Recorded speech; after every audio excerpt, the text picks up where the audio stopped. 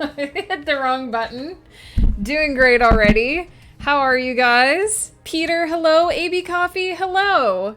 Woof, hello.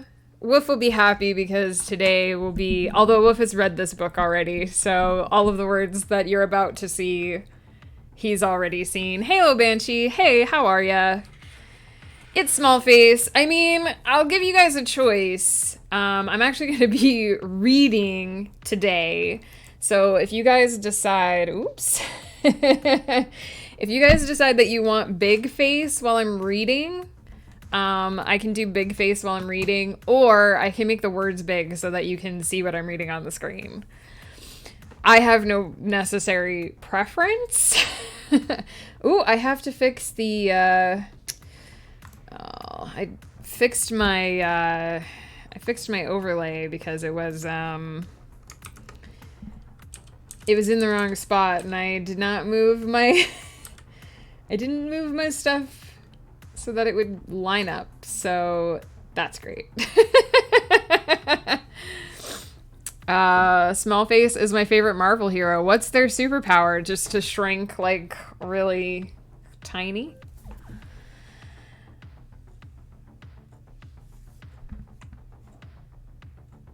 How is everybody? AB Coffee, it's good to see you. It's good to see you, hopefully not in meetings for a brief period of time. I was actually not planning on running sprints today because I'm going to be reading, but if there are any writers lurking in chat who would like me to run sprints, I'll be sort of kind of talking over them.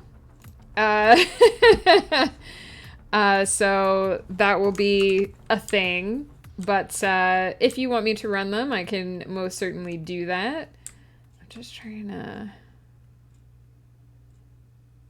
I think when I fixed my overlay, I also made it off center, but it's all cool. Whatever. For the time being. Does that look like it's centered? Smallface's superpower is their face gets really small, but they can shout super loud, so everyone she shouts out gets the full brunt of her pissed off snarky power. Oh, so it's me then. I'm Smallface. Got visual novel news for you. Tell us, AB Coffee. Tell us the news. What is up? Also, hello. Hey, it's me. I'm alive. I'm hopefully running on schedule today because I am supposed to be on Winds of Chaos tonight playing everyone's favorite old lady woods witch, which means we've kind of got a hard cutoff time. I got to be done on here in time to get to camera setup.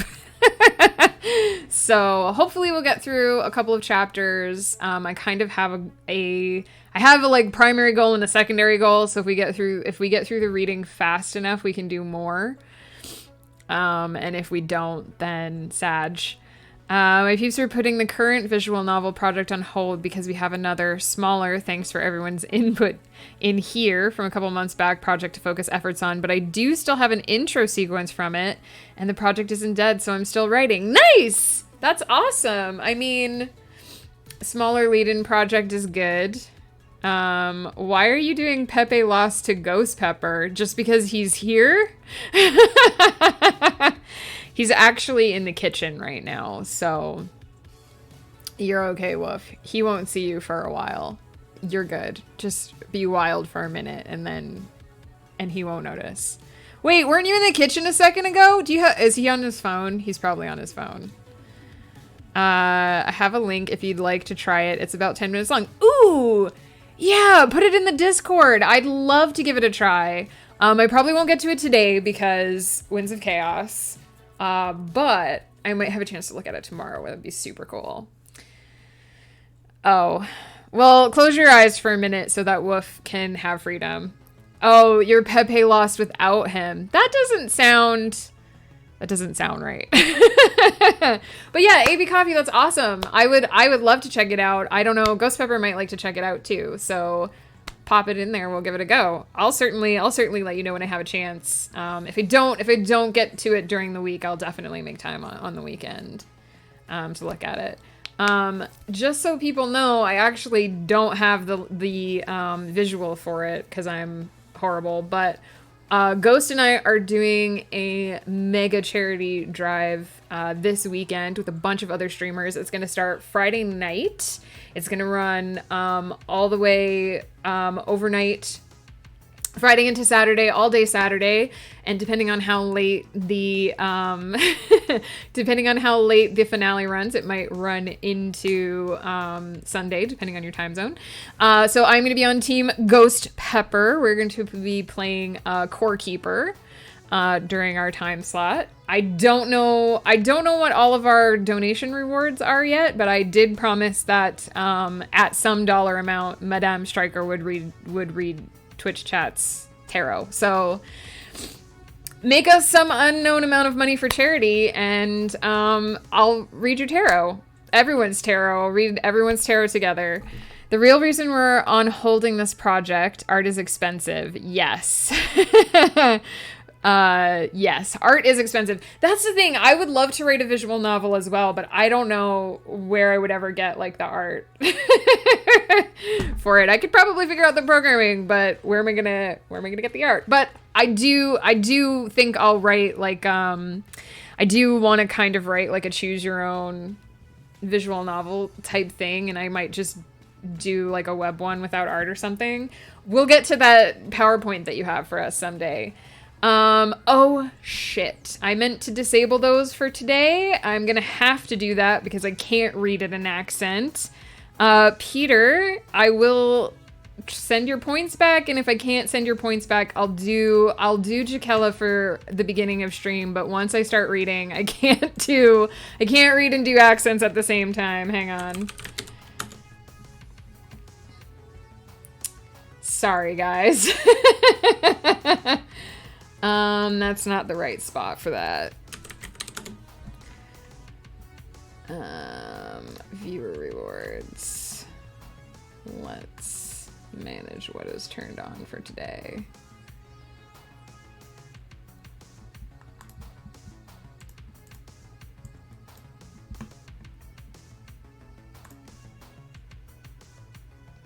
Okay. I meant to do that before stream, but I got distracted. It's fine. I'll do Jakella for 5 minutes now, but I turn them off because once I start reading, I have to actually focus. And I can't focus and talk like somebody else at the same time. Also, apparently my voice doesn't want to go that high today. Oh my goodness. I was so hopeful to have some reading in a voice. Yeah, it's just because I'm actually editing while I'm reading, so I need to pay attention. And it's hard to do that and talk in a voice at the same time. And we've got a posture check, and don't worry, I have liquid refreshment. My ice melted. My ice melted, so I might have to get some more. But it's cold right now, so that's good. We do take care of our streamer pals. You guys do a very good job of taking care of me. Jakella is from a D&D campaign that I sadly had to drop out of, but she's basically a Disney princess dwarf. This is also my Miranda voice when we play Monster Prom. She's also basically an evil Disney princess. But you can see why, oh my gosh, my voice really doesn't like this today. You can see why I might not necessarily be able to read at the same time as I do this voice, because it takes a lot of my focus, actually. A lot more than you think. Today we're going to be doing late pass edits on the first book in the Aruvalia Chronicles. That's the series I've been editing / writing since I started streaming, pretty much. We just finished editing books 4, 5, and 6, and my beta readers will get them sometime this week, hopefully, if not next week. I was ahead today, but then I fell behind, because that's what happens. I also have a book that I have to try and get out, I think next week, so that's fun. But anyway, we're going to be doing late pass edits. I do these out loud. They say that you should always read your work out loud because then you can hear when something strikes your ear oddly. That's why we're going to be turning off the accents, because I need to be able to hear how my writing sounds when I read it in my normal voice. And I need to make sure that my punctuation is in the right spots. And anything that I trip over when I'm reading, that will let me know that I need to change that. There is going to be a certain amount of repetition. If I have to go back and change something, we might back up a few paragraphs. So it's not going to be straight reading. It's not going to be just reading. There's going to be actual technical things happening at the same time. But I am excited to share with you guys the first part of the story. Some of you may remember from way, way long ago, when I first started editing this series, I did a stream on Ghost Pepper's channel because it was before I had my channel set up. And I did a stream on there where I did some notes on edits for this book. They were over here. I actually make a different sheet for each set of edits. But I actually did some of this on stream. You might remember, where I created my goals, my motivations, my obstacles, and I wrote down what type of story element it was, because that's when I start paying attention to my story structure, is when I'm starting edits. And today we have this version, which I just did this morning. I went through all the feedback from my beta readers, and I created another set of edits that we're going to be paying attention to, and I have some fixes from them that we're going to actually be looking at today. So it's going to be actual work, but there will be some out loud reading, so you'll get some story time. It'll be nice, hopefully. Fair warning, sometimes when I read, I trip over stupid things. My tongue doesn't like to do what I actually wrote, so if there's a certain amount of me going, bleh, you know why. It'll happen. There'll probably be lots of things for you to clip of me messing up, so get ready for that. And yeah, that's what's gonna happen today. So yeah, this is gonna be the first part of the story. We're hopefully going to do 2.5 chapters. We're definitely going to get through 2 chapters. We're hopefully going to be able to get through another half of a chapter. If my tongue doesn't die. Lurking, thanks for the lurk, leader. There's going to be some reading. Hopefully you enjoy it. I think that was 5 minutes. I think that was 5 minutes of Miranda and Shakella. I hope you enjoyed that. I feel like everyone stopped talking as soon as I started talking in that high-pitched voice, so I'm sure you all were muted to not hear it. Anyway, that's what we're doing today. I can either stay small and let you guys read the words along with me. I have the document here. Or I can go big if you guys went big. We were mesmerized, yeah, by how horrific Jakella Miranda sounds. I have like 4 voices that I can do, let's be honest. So yeah, because I do have to... bunch of stuff that I meant to get done over lunch break that I didn't get done, so it's gonna be fun trying to squeeze that all in before camera setup. Going to... Actually, I think I'm just gonna write down how many words are in the full document and then go from there because we're at a later stage of edits. Or is it easier? Is it easier to do it by scene? It's hard to tell at this stage. So our first chapter is 2,594 words. 504. And it's only one scene, so that'll be nice and easy. Do subs apply to the chair goal? We said that subs weren't going to apply because they're only, I think it only works out to being like $2 Canadian, but we are counting bits if people want to do bits, It's not that your sub wouldn't be appreciated, and we can put it towards the chair if you want us to, obviously. It just won't move the bar very much. Also, it won't move the bar automatically because the only thing that will move the bar automatically is Ghost's tip jar. But I can add it manually afterwards. Anybody, I guess I should go over these quick before we start, because some of you might not have seen them. If you do divorce rewards in the chat, you'll be able to bring up this image here. Or if you want to donate, hit exclamation divorce.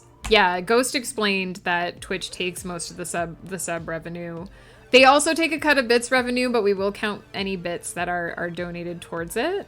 But if you hit this, if you want to drop some money in Ghost Pepper's tip jar, anyone who donates $5 or more will get their name on the overlay somewhere, as you can see. And we are currently working on, we've already unlocked the Megan Tipsy chat, which Ghost is already asking me when that's going to be. We haven't even finished the charathon yet. And we're working on unlocking a Ghost hot sauce stream, and the $300 reward, if we get that far, will be Divorce Court Brunch, where Ghost and I will eat brunch and just chat with everybody. So that's what we're working on now. This fund is to raise money for good chairs, like ergonomic, actual, like really good gamer chairs. Because right now we just have basically bargain bin Costco chairs, and Ghosts is held together by duct tape. So it's not great. Oh, AV Coffee, thank you so much for the resub. I super appreciate it. You've been here since pretty much the beginning, and I appreciate that you keep coming back. Primes are all I got, so I'll take this as an I'm helping. You are helping. Every sub and every like bit cheer is appreciated, whether or not it goes towards the chair. In all honesty, Ghost and I were originally just gonna buy the chairs, but we got slapped with some big expenses with the AC breaking and Ghost having some dental issues early in the summer, so we thought we'll do a fun little drive, see if people want us to do some fun streams along the way, and hopefully at the end of it our butts and backs will be much happier than they are now. Val, hello, how are you? Also Neo, imagine sleeping. I don't know that we'll be sleeping in the chairs very much. But yeah. How are you, Val? I haven't gotten to stop in on your streams yet, and I feel so bad, but it's been so hopping since we got home that I'm still trying to get everything back on a regular schedule. Anyway, that is, if you do the divorce reward, you can read that. It's all in the Discord. Ghost has explained all of them in the Discord as well. If you're in the Discord, just check the announcements. And I also think everyone who donates $5 or more is going to be entered in the Rent a DM raffle, which will take place if we unlock that reward tier. It's going pretty good, Neo. How's it going for you? You should steal the chairs. Not only would that be cheaper, but they're pretty good getaway vehicles. Just tape a leaf blower to the back, tie the chairs together, and off you go. Yeah, like, that would be a pretty interesting getaway. Unfortunately, I think the chairs that we want, you have to custom order online, so I don't know where we would just, like, find a warehouse. But, yeah, if anyone's wondering why the goal is super high, that's why. It's because we need 2 chairs. And instead of just doing separate fundraisers, we decided we would just do them together. There's some solo goals. There's some joint goals. Apparently, if we get to 1,300, Ghost is going to let Shagraz decide what he does, so that could happen. The $1,200 goal is a 24-hour divorce court stream. 24 hours of me and Ghost being on each other's cases, because apparently y'all might want to see that. You wouldn't steal an internet. Oh my gosh, that's the commercial that they play on the plane. We just flew, so on the plane, before you watch the show that they have, like, for you, they still play, like, you wouldn't steal an internet. Just okay, Neo. Are you officially working from home now? Are you getting paid again? First of all. Pretty comfortable with Shagraz's choosing. Yeah, the pattern is basically, I'll turn this on again briefly, but the pattern is basically one of my solo goals, one of Ghost's solo goals, and then a joint goal, and then we switch it, right? So then it goes Ghost, me, and so on. So technically the next one in the pattern would be another solo. So I was like, if Ghost wants to do whatever Shagraz tells him to do, I'm not that brave. I know Shagraz too well, and I know that it would be torture. So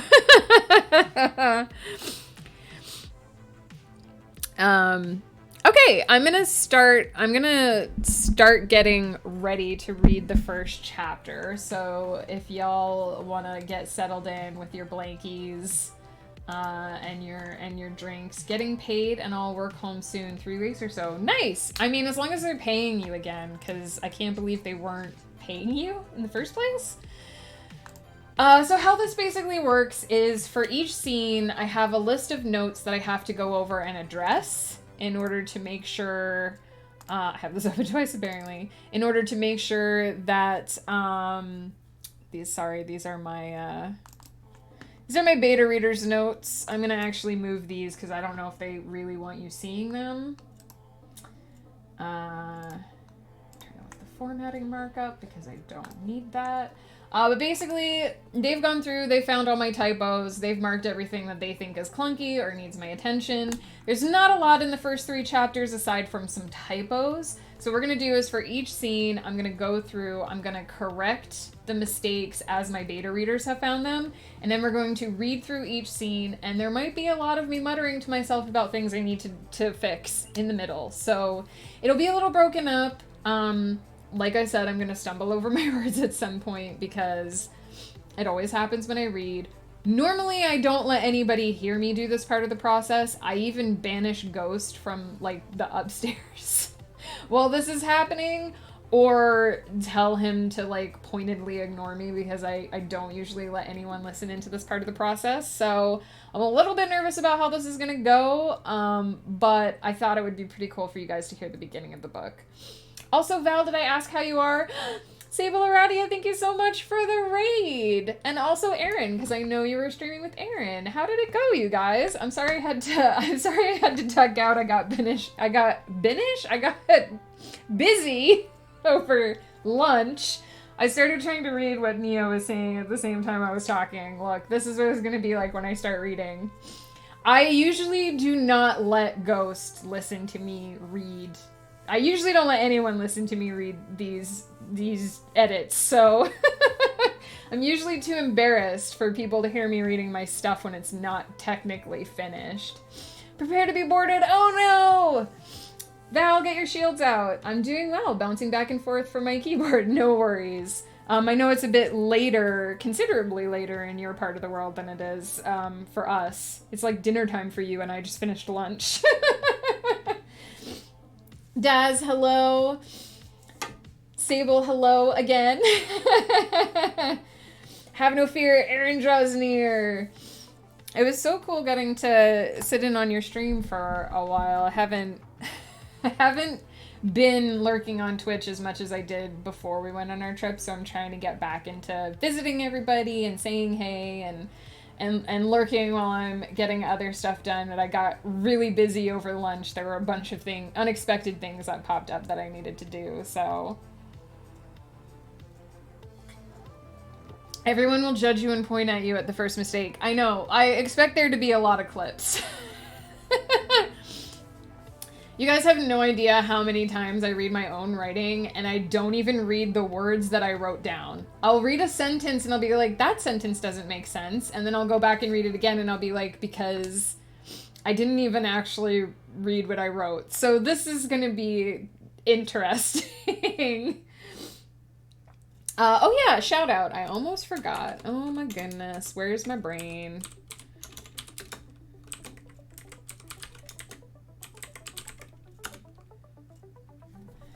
please check out Sable. She's amazing, as is Erin. They are people that help run that Game of Tomes event that I was talking about a lot last month that I participated in for the first time, and it was super fun. There's going to be another one, I believe an even bigger one in November, because it's the main event in November, NaNoWriMo, and I'm really looking forward to getting to participate again now that I have a better idea of how things go. And I'm just looking forward to interacting with the community more, because everyone I met during last month was amazing. So, and it turns out that Sable and I live near each other, so we're gonna get to meet and hang out this week, and it's gonna be awesome. It's like my ego, huge.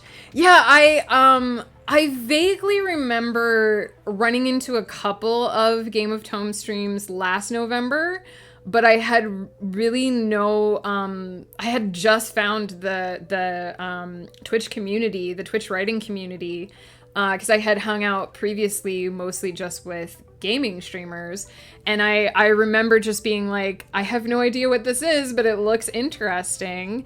And then some people were in my chat at the beginning of August and were like, no, you should totally join, even though you're late and even though you're just editing. And I was like, okay. So, and I really enjoyed it. And everyone is super friendly, like helping you learn the new lore and like where to go in the Discord and everything. So also, Sable, if you want to drop a link to Game of Tomes website or to the Discord, feel free. You should be able to. I don't think I have that disabled. That's exactly the same as my self-doubts and worries. Oh, Peter, you're amazing. You shouldn't worry. It's good for other writers to see our pre-edited garbage. They will feel better about their own writing because all first drafts are garbage. That is true. The only thing that a first draft has to do is exist. Full disclosure, this has been edited at least once and has been read through by beta readers. So hopefully it's a little better than the word puke that I spewed out during the first draft. But the whole point of reading it aloud is when you read something in your head, you're not necessarily hearing the cadence, even if you're going really slowly and really paying attention to how you want it to sound. Sometimes it's just going to sound different when you read it out loud, and it's good to hear the way it strikes your ear. It's going to help you find some of that clunky phrasing. It's going to help you figure out if your dialogue feels stilted or if it feels natural. So I always do my first editing pass silently, as you guys have seen, because we just finished doing an edit, and now we're going to be editing an earlier book. And like I said, the main reason I'm doing this on stream is because I thought it would be cool to share the beginning of the book with you. I know what it's like when I read in the quiet of my own room and there's no one to hear me, and I know there's going to be moments where I'm like, I said something that's not even on there. You can also catch mistakes you otherwise would not. Yes, exactly. So I've learned that it's good to switch back and forth. And honestly, even though like by the time you're done editing something, you're sick of looking at it, it's good to go over it several times because I was editing a book. I edited the final Eternity's Empire book last week. I finished that off stream because it was a final book. And I had done some of the ebook formatting before I did the edits, and it actually made a big difference because there were places where like the line cuts were different. So I found some repetitive words that were hidden by, like, sometimes if you have a the on one line and then a second the on the other line, you won't notice because they're not actually side by side. So I had a couple of things like that where, because it had changed where the line breaks were, I was like, oh yeah, that's a mistake. And I was able to pull them out. So yeah, check out that Game of Tomes link and you can join the community. You don't have to wait until November. The Discord is quite active. And I don't know all of the houses, but I'm sure if you guys have any questions, Sable wouldn't mind answering.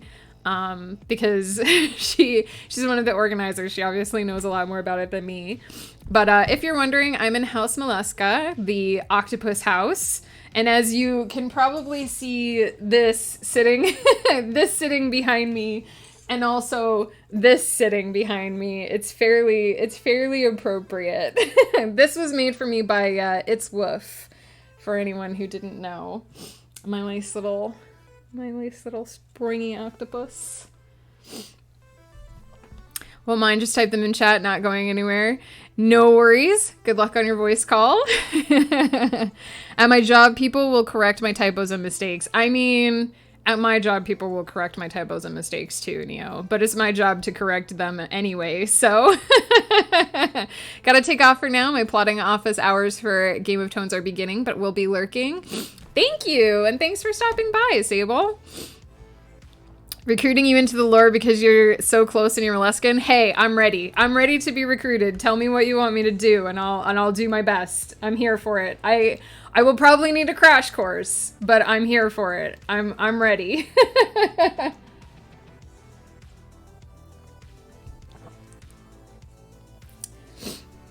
Yeah.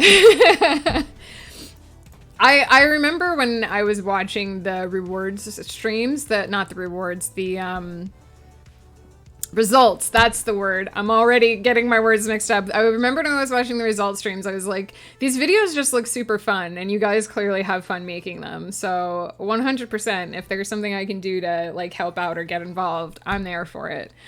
I probably will just need some direction because I've not done stuff like that before. But so like I said, I'm kind of hiding it a little bit, but over here on my other screen, I have the exact same file, except this file has notes from my beta readers that have actually left me comments. I'm going to hide them on my other screen because I don't know if they want me sharing what they wrote. Although I will say Woof left me some really funny notes in this book that I got some really good chuckles out of when I was looking over it earlier. But I'm basically going to scroll through this and see all of the typos that they found, and I'm going to put them over into this document. I could theoretically just accept the changes in track changes, but I like doing it this way. There's something that feels very satisfying about doing it manually, and then once I've gone through the scene one time, we will read it out loud. Enjoy your lurk! Alright, so...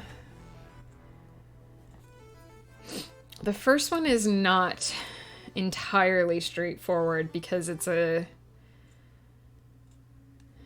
confusion.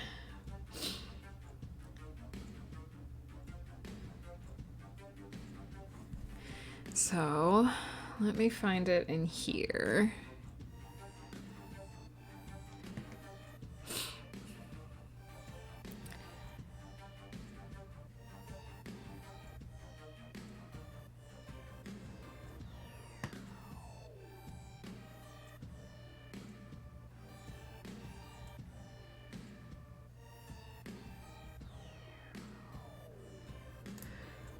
Maybe location would work better here.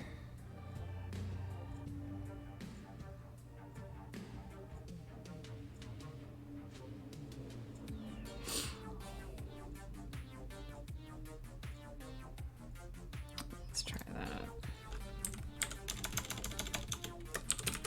Also, whoops, that doesn't need to be capitalized. If any of the writers in chat want me to turn on sprint timers, let me know. I will be chatting over them, but I can 100% turn the sprint timer on for people who are running sprints. It must be hard when the beta readers say it's bad. First of all, my beta readers never say it's bad. My beta readers always give me very constructive criticism. So they say things like, I didn't understand this, or this phrasing feels clunky, or, you know, I didn't get the visual of this. There's actually a weapon in one of the scenes that Wolf was telling me that he didn't. Aaron, enjoy your lurk as well. Wolf was telling me that he didn't get the visual of it the first time, and so he actually just left me a paragraph note saying, when I first read this, this is what I pictured, and I don't think that's you're going for. So I never get straight up, this is horrible, or this was rotten, or notes like that. Comments like that aren't really helpful. And I suppose a beta reader could say that if they felt something wasn't great. But my beta readers are really, really good at constructive criticism. So I've never had one of them tell me this is awful or this sucked or whatever. It is hard sometimes when something doesn't work out the way you want it to. There's definitely been times when I've gotten feedback that's frustrating because it didn't come off the way I wanted it to, but it's almost always my fault. It's almost always my fault that something's not working right. So the idea isn't necessarily to be bummed out that it's not doing what I want it to do. The idea is more to make it do that instead, to rework the scene or the phrase and get it to do what I want it to do, right? So yeah, it can be hard to get feedback from betas. And that's why I went through all of this stuff. I went through all this stuff off stream. I've already read all the comments in this novel. I've already sort of decided what I'm going to do with everything. And now I'm actually going through and starting to apply it. So yeah, it can be hard. It can be hard to get constructive criticism. But if a beta reader ever sends you a note and is like, this sucks, blah, blah, that's not constructive criticism. That's not helpful to you. That's not telling you what you need to know. Yeah, it can be hard. It can be hard, but you have to learn to fix it, right? Because your betas theoretically aren't going to just rip you to shreds over something like randomly, right? They should want the book to be good too. 100% sure some writers react like kids. You don't understand my genius. Oh yeah. I've done beta reader feedback for some people who have just been like, whatever, and just ignored everything that I said to them. So it happens. It does. But my approach is always, what can I do to make it better? What can I do to make this more like what I want? My genius is so not understandable. Even I don't understand it. I feel that, Peter. I feel that. All right, so there's not a lot of notes for the opening chapters, which is nice because it means that this should be a fairly easy edit. Later on in the... I don't think I have anything that I majorly need to rewrite, but later on there's going to be like whole paragraphs that will need attention. But that's it. That was two changes for this here scene, and that's it. So now we get to do the fun part, which is reading it out loud. Ghost is in the kitchen again. This is normally when I would like wait until he goes back downstairs so that he can't hear me reading. Hang on, let me blow my nose. I'm sniffly again today. There's no off position on the genius switch. Exactly. And honestly, art is subjective, right? That's why different people read different genres, different people like different types of, paintings or different types of music. Like, you're not gonna please everybody with your work, and it's important to realize that too, because if you try to please everyone, you're just gonna get this really watered down cookie cutter, mishmash mush of something that doesn't do anything for anybody, right? So, and every now and then I get a note from a beta reader that I don't change because for whatever reason it feels like changing it wouldn't work, or like maybe it feels like sometimes too it's important to see if more than one person notices something, because if more than one person notices something, then it's much bigger of a problem than if only one person points it out.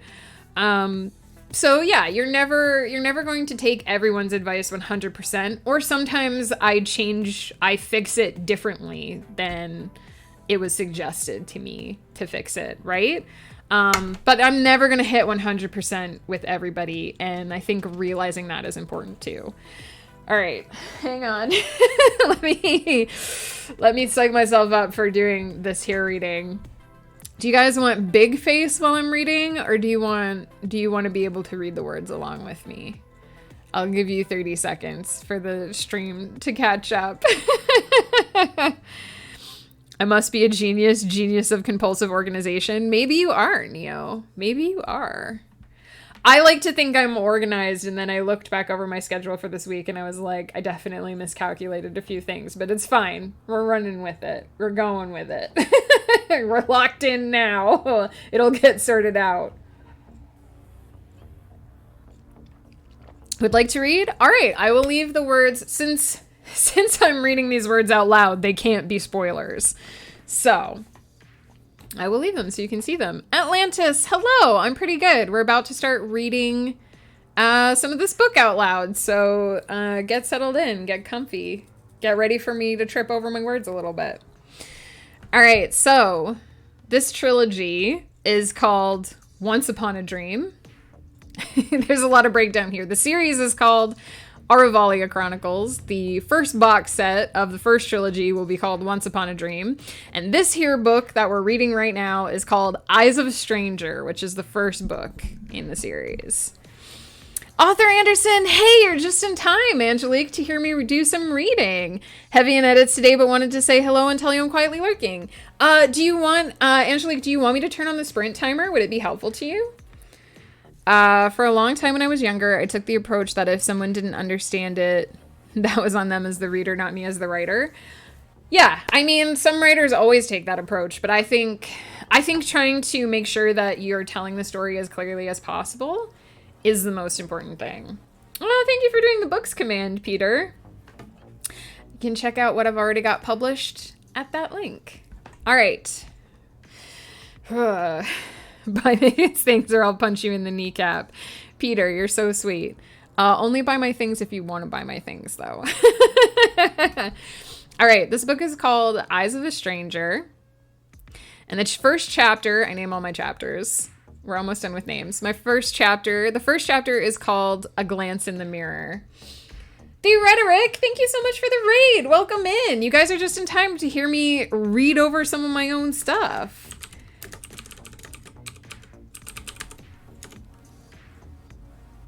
What were you working on stream today? A rhetorical hi and bye. It's Taco Tuesday. Taco Tuesday. Nice. Are you getting tacos? Is that what's happening? Just crying into my book while I do rewrites? No, nothing like figuring out a major plot point after you've written the story and have to go back. Oh no, but Angelique, I've done that. Actually, I forgot a major plot point once and I had to rewrite the whole second half of a book because it didn't match the first half. And I was like, well, I have no one to blame but myself.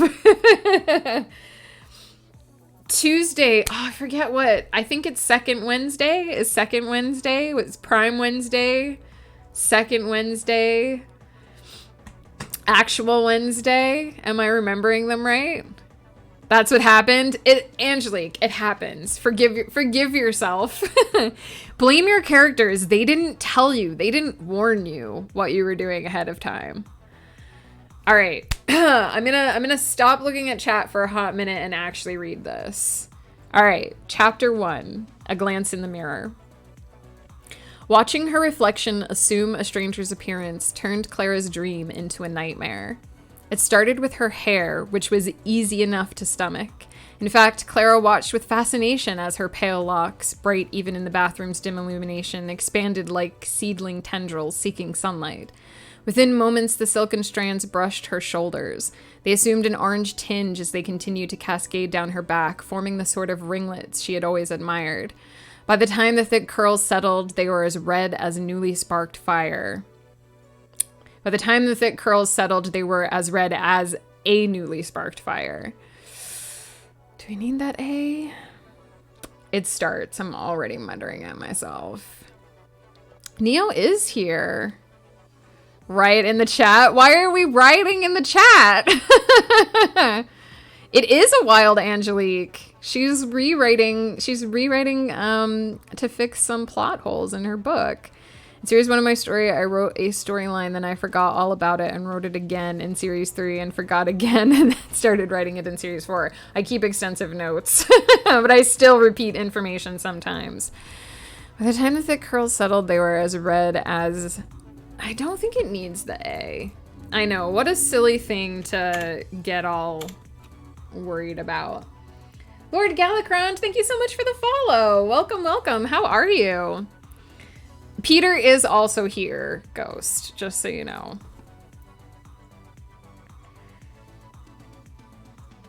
Aw, Starborn Striker is very comforting to listen to while I cry into this book. Well, I hope you don't cry into the book for very long. Don't let it beat you.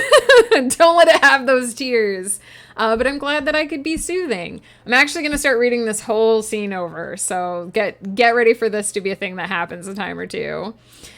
Surprised I wasn't already falling? No worries. I was gone for a little while, so it's possible that's also why. Things are going pretty good. We're doing some out loud edits today. I apologize if it gets a little bit repetitive. This is just kind of how I do it. If I find something I want to change, I sometimes back up and reread it so that I can see what the flow is once I've changed it. Don't cry into an ebook reader, especially if it's plugged in and charging. Oh my gosh. So one little tangent. I had a friend who liked to read in the bathtub, and he switched to a Kindle e-reader, and he didn't want his Kindle to fall in the tub. So he rigged up this like arm, this like tripod arm that would hang over the tub, and then he like wrapped the Kindle in like a Ziploc bag. Like he had this whole waterproofing system so that it would like hold the Kindle up and it would be waterproof so it couldn't be splashed. It was crazy, but it worked. It worked really well.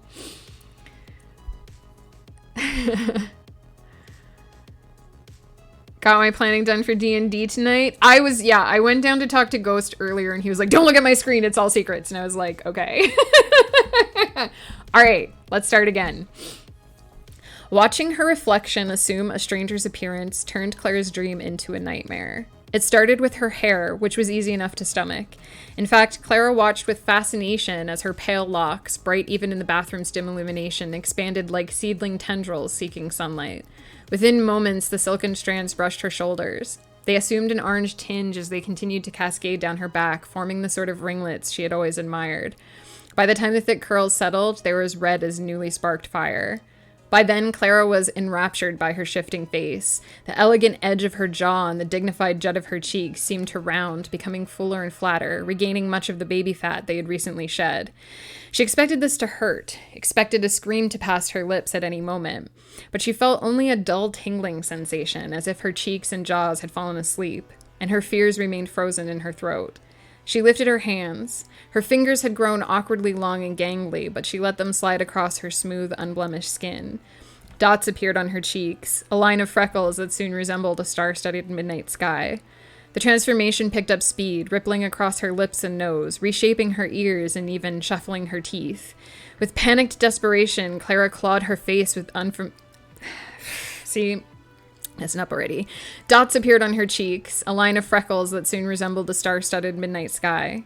The transformation picked up speed, rippling across her lips and nose, reshaping her ears and even shuffling her teeth. With panicked desperation, Clara clawed her face with the unfamiliar hands, hoping her fears could halt the force of change. I don't like that.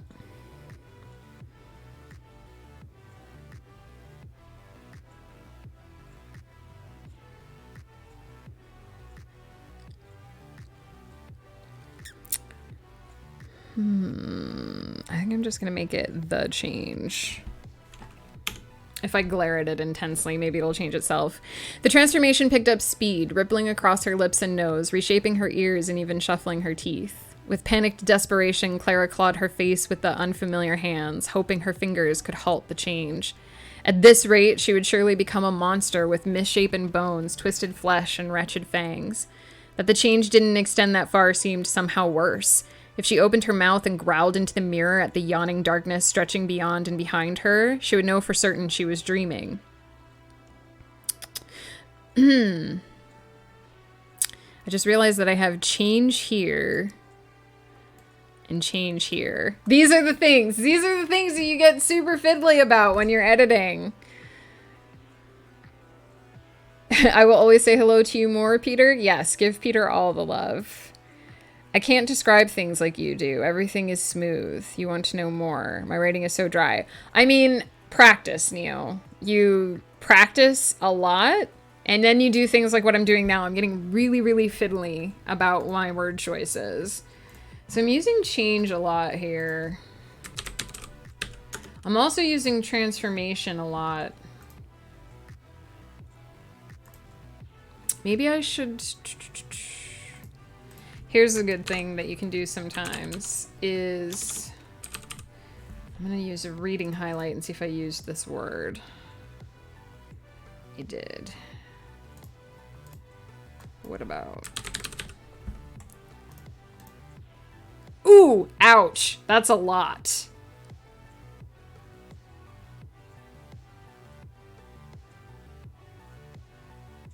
Maybe if we do differences, because I don't think we've used that a lot. Oops. Turn off that highlight. So here's a life hack that you can use if you're a writer and you're editing and you want to see if you've repeated a lot of words. Hit Control F to bring up the find. Type in the word that you want to find and click on highlight all under reading highlight, and it will show you how much you've used that word. This is a lot of change in a really short span of space. So we're gonna change this to differences. Flannel, hello, how are you? I do need to change the change. That is absolutely true. I'm tempted to go back and start at the beginning of the scene, but I don't want to subject you guys to too much repetition. The transformation picked up speed, rippling across her lips and nose, reshaping her ears and even shuffling her teeth. With panicked desperation, Clara clawed her face with the unfamiliar hands, hoping her fingers could halt the change. At this rate, she would surely become a monster with misshapen bones, twisted flesh, and wretched fangs. That the differences didn't extend that far seemed somehow worse. If she opened her mouth and growled into the mirror at the yawning darkness stretching beyond and behind her, she would know for certain she was dreaming, and that would allow her to wake. But the shift remained as subtle as if... I don't like this paragraph. That the differences didn't extend that far seemed somehow worse. If she opened her mouth and growled into the mirror at the yawning darkness stretching beyond and behind her, she would know for certain she was dreaming, and that would allow her to wake. But the shift remained as subtle as if a special effects artist had merely painted over... Let's get rid of this. But the shift remained as subtle as if a special effect artist had painted over her original face with a new one. Her eyes changed last, clouds of brilliant emerald invading the more subtle sapphire until no trace of the original hue remained. She blinked twice, thinking each time she opened her eyes that she would return to normal, but the changes clung to her. Again, we have change and we have changed and changes, but that one I don't know if I can fix.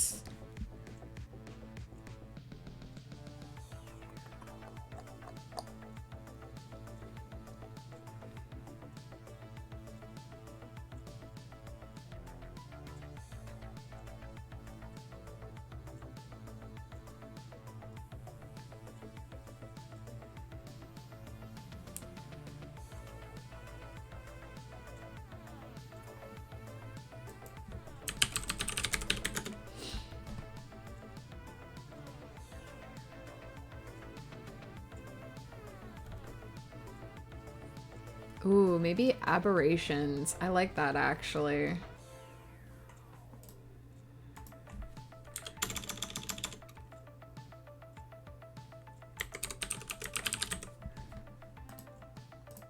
All right, I am actually going to go back to the beginning of this page. I told you guys this is going to get good and repetitive, so I hope you're enjoying hearing this scene 5 times. Flannel. That's just your fancy form, flannel.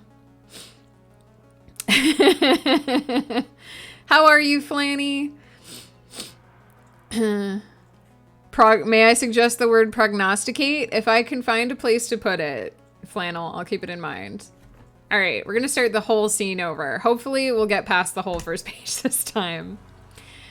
Watching her reflection assume a stranger's appearance turned Clara's dream into a nightmare. It started with her hair, which was easy enough to stomach. In fact, Clara watched with fascination as her pale locks, bright even in the bathroom's dim illumination, expanded like seedling tendrils seeking sunlight. Within moments, the silken strands brushed her shoulders. They assumed an orange tinge as they continued to cascade down her back, forming the sort of ringlets she had always admired. By the time the thick curls settled, they were as red as newly sparked fire. By then, Clara was enraptured by her shifting face. The elegant edge of her jaw and the dignified jut of her cheek seemed to round, becoming fuller and flatter, regaining much of the baby fat they had recently shed. She expected this to hurt, expected a scream to pass her lips at any moment, but she felt only a dull, tingling sensation, as if her cheeks and jaw had fallen asleep, and her fears remained frozen in her throat. She lifted her hands. Her fingers had grown awkwardly long and gangly, but she let them slide across her smooth, unblemished skin. Dots appeared on her cheeks, a line of freckles that soon resembled a star-studded midnight sky. The transformation picked up speed, rippling across her lips and nose, reshaping her ears and even shuffling her teeth. With panicked desperation, Clara clawed her face with the unfamiliar hands, hoping her fingers could halt the change. At this rate, she would surely become a monster with misshapen bones, twisted flesh, and wretched fangs. That the differences didn't extend that far seemed somehow worse. If she opened her mouth and growled into the mirror at the yawning darkness stretching beyond and behind her, she would know for certain she was dreaming, and that would allow her to wake. But the shift remained as subtle as if a special effects artist had painted over her original face with a new one. That's actually unnecessary, too. But the shift remained as subtle as if a special effects artist painted over her original face with a new one. Her eyes changed last, clouds of brilliant emerald invading the more subtle sapphire until no trace of the original hue remained. She blinked twice, thinking each time she opened her eyes that she would return to normal, but the aberrations clung to her. At last, Clara screamed. Her voice was raw and scratchy, as if she hadn't spoken in months.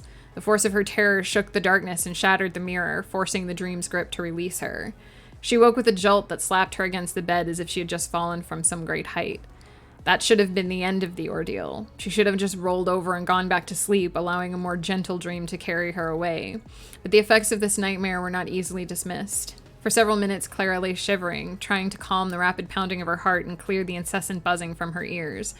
She didn't recognize the room she occupied. For a moment, she pushed all other thoughts from her brain, drowning both sound and sensation in the need to place her location. Often, when she woke with unexpected... See? Not the sentence. Hey all, I posted my project in the writing chat on the Pepper Patch Discord. Let me know what you think. Thank you, AB Coffee. I'm greatly looking forward to checking it out. Had to cancel my stream for tonight because we're under thunderstorm warning. I hope everything's okay, Flannel. Take care of yourself. Stay safe. Flannelorus X. Hem. She didn't recognize the room she occupied. For a moment, she pushed all other thoughts from her brain, drowning both sound and sensation in the need to place her location. Often when she woke unexpectedly, the room she shared with her boyfriend felt strikingly unfamiliar. Often when she woke unexpectedly, the room she shared with her boyfriend felt strikingly unfamiliar. All she needed to do was look for the sliver of light beneath the curtains that represented the orange street lights outside. Surely the buzz of background noise represented cars... I have buzzing and buzz really close together too. These are things I should have caught earlier. This is all on me.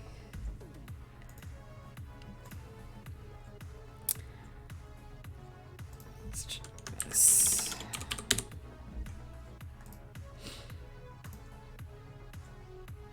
I prefer to be under thunderstorm warning than Queen Dildo warning. I think Neo might need an explanation about what that is. And anyone who hasn't read it in the Discord, strap yourself in for a story. That should have been the end of the ordeal. She should have just rolled over and gone back to sleep, allowing a more gentle dream to carry her away. But the effects of this nightmare were not easily dismissed. For several minutes, Clara lay shivering, trying to calm the rapid pounding of her heart and clear the incessant buzzing from her ears. She didn't recognize the room she occupied. For a moment, she pushed all other thoughts from her brain, drowning both sound and sensation in the need to place her location. Often, when she woke unexpectedly, the room she shared with her boyfriend felt strikingly unfamiliar. All she needed to do was look for the sliver of light beneath the curtains that represented the orange streetlights outside. Surely the hum of background noise represented cars shooting across the street below. They lived on a major intersection, after all. But the only crack of light her eyes detected was on the wrong side of the bed and low to the floor, as if it snaked beneath a door rather than thick curtains. She must be in a hotel. Clara forced a long, deep breath into her lungs and released it at a measured pace. She couldn't recall checking in or why she had come, but everything else made sense. This explained Marshall's absence and why the mattress was rock hard while the pillows were woefully thin. This explained the awkward lighting and unfamiliar sounds. All she had to do was illuminate the bedside lamp to confirm her suspicions. But that could wait. Now that she knew where she was supposed to be, she could work on dispelling the dream's lingering images. Again, she filled her lungs until they felt as if they would burst and released the air slowly. 2 or 3 years ago, she'd become convinced she had cancer, perhaps because she read too many medical dramas. In any case, she dreamed she woke in the middle of the night and shuffled to the bathroom. Like the dream she just experienced, the house she moved through had been her own. As she opened her robe in front of the small square mirror set over the sink, a series of deep purple blotches appeared across her skin. With growing horror, she realized they covered her entire body, each a perfect circle, the purple so rich it seemed to glare. Then, like now, she woke in a panic, panting and trembling. It was only after her alarm drove her from the comfort of her blankets that she shuffled to the real bathroom and eyed herself nervously in the small square of mirror. Though she knew exactly what she would find, she still peeled her robe slowly away from her shoulders, wincing all the while. But there had been no blemishes on her skin beyond a pair of old bruises on her leg that she recognized. Seeing the truth banished the dream. She had breathed a sigh of relief, hopped into the shower, and forgotten the whole sorry mess until this moment. It was all she needed. That was all she needed. A reminder that life was normal. A glance in the mirror would do it. Clara sat up slowly. Her heart rate had returned to normal, and she felt less dizzy than when she first woke. She drew the thin hotel sheets aside and discovered the air in her room was shockingly cold. She must have turned up the AC before going to sleep, a habit Marshall always complained about at home. She'd have to turn it down on her way back. With more care than necessary, Clara eased her feet over the edge of her bed. It was higher than she anticipated, requiring a sharp drop to reach the floor. Instead of worn carpet, her feet struck cold tile, sending a chill through her limbs. What kind of cheap place didn't even have area rugs on either side of the bed? Shaking her head to clear it, she focused on remembering the hotel's layout. Since she was alone, she could have switched on a lamp and drenched the world in warm illumination, but Marshall hated when she did that at home, and cultivated habits didn't die just because she went away for a couple days. If she gave her eyes time to adjust to the light seeping beneath the door, she'd be able to navigate just fine. After 3 deep breaths, her toes had gone numb, but her eyes could easily trace the contours of the walls. To the left of the main door, a dark rectangle protruded from the shadows. The outline of the bathroom, no doubt. The door would be catty-cornered to the exit, as these things always were. That light she would flip on. She'd only need a minute, then she could go back to bed. Clara shuffled forward. She only made it 2 steps before something tugged against her arm. She recognized the sensation, a dull sense of pressure followed by a warning tingle, but she hadn't experienced it for a long time. Blinking, she looked down, but she couldn't see even with dark-adjusted eyes, so she traced the fingers of her left hand carefully up her right arm until they rested on a protrusion near the crook of her elbow. An IV line. Instantly, Clara's heart began to race again. She wasn't in a hotel. She was in a hospital. But why? The cancer dream flashed through her mind again, the angry purple blotches almost screaming at her. But she shook her head forcefully, summoning a dizzying sensation. Would that work better as just summoning a dizzy sensation? Sometimes what your tongue decides is the best. Oh my goodness, are we talking about what's going on with the, There's a lady going around Canada in an RV claiming she's the Queen of Canada.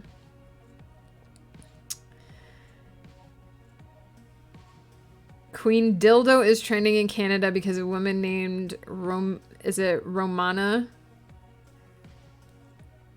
Didulo claims to be the Queen of Canada, and also an alien ordered a group of her 60K followers to arrest the police department of Peterborough for their role in enforcing public health mandates. Yeah. Also, apparently she summoned like a Black Ops helicopter or something. Summoned a Black Ops helicopter.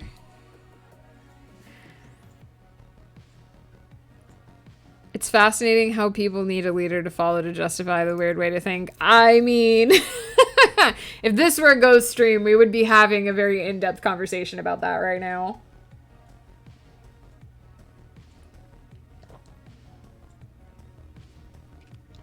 I don't know what it was. Oh, a UFO. A Black Ops UFO, huh? She also wants to establish the Republic of Canada, which she wants to be queen of. Where did I stop? Instantly, Clara's heart began to race again. She wasn't in a hotel. She was in a hospital. But why? The cancer dream flashed through her mind again, the angry purple blotches almost screaming at her. But she shook her head forcefully, summoning a dizzy sensation that forced her to lean against the bed to keep her footing. She didn't have cancer. She was pretty sure she'd remember that. Had she been in an accident? Was Marshall waiting down the hall for news about her condition? How long had she been here? And how long had she been out? No wonder her mind was playing spectacular tricks on her. She should lie back down, look for a call button, and summon a nurse. She should ask for Marshall and let him know she was okay, but that unpleasant sinking sensation still lurked in her gut, twisting her insides with uncertainty. Mirror first, then nurses, then Marshall. Clara groped along the side of the bed with her left hand, trying to trace the IV line without tugging against it. If jerking forward had dislodged it, it would have set off an alarm. If jerking forward had dislodged it, it would have set off an alarm, and a nurse would already have come running. Since that hadn't happened, she assumed it was still serving its diligent duty. It took far longer than it should have, but finally her middle and index fingers looped around a sturdy metal pole. More confident now that she found what she was looking for, Clara closed a fist around the metal stand and jerked it toward her. With a creak of protest, the IV stand flowed across the floor. It was on wheels, just as she hoped. Clara guided the IV stand across the cool tile, sometimes leaning against it for support. That she had been unconscious long enough to require an IV might explain why her head felt so hazy and why her legs felt like jelly. 4 shuffling steps utterly exhausted her, but the bathroom door was within reach. She could see the yawning rectangle of darkness that indicated its opening. She reached for the wall with her free hand and spent several seconds leaning against it before she continued her journey. Inch by agonizing inch, she shuffled into the bathroom. She paused in the darkness, the fingers of her right hand clutching the IV stand as if it were a lifeline, her heart fluttering nervously. It was just like the robe. Peel back the veil, blink into the mirror, and she would see that everything was fine. She might even remember how she ended up in the hospital. Bracing and chiding herself for foolishness at the same time, Clara extended her left hand and flicked the light switch. Bright light flooded the small bathroom. She glimpsed a toilet in one corner and a compact standing shower in another before she was forced to close her eyes and rest her face in the bend of her left elbow. It took forever for her eyes to accept the radiance. She kept blinking and drawing her head a few inches away from her arm, testing her vision against the floor. For a while, the bright light bounced off every white surface surrounding Clara in an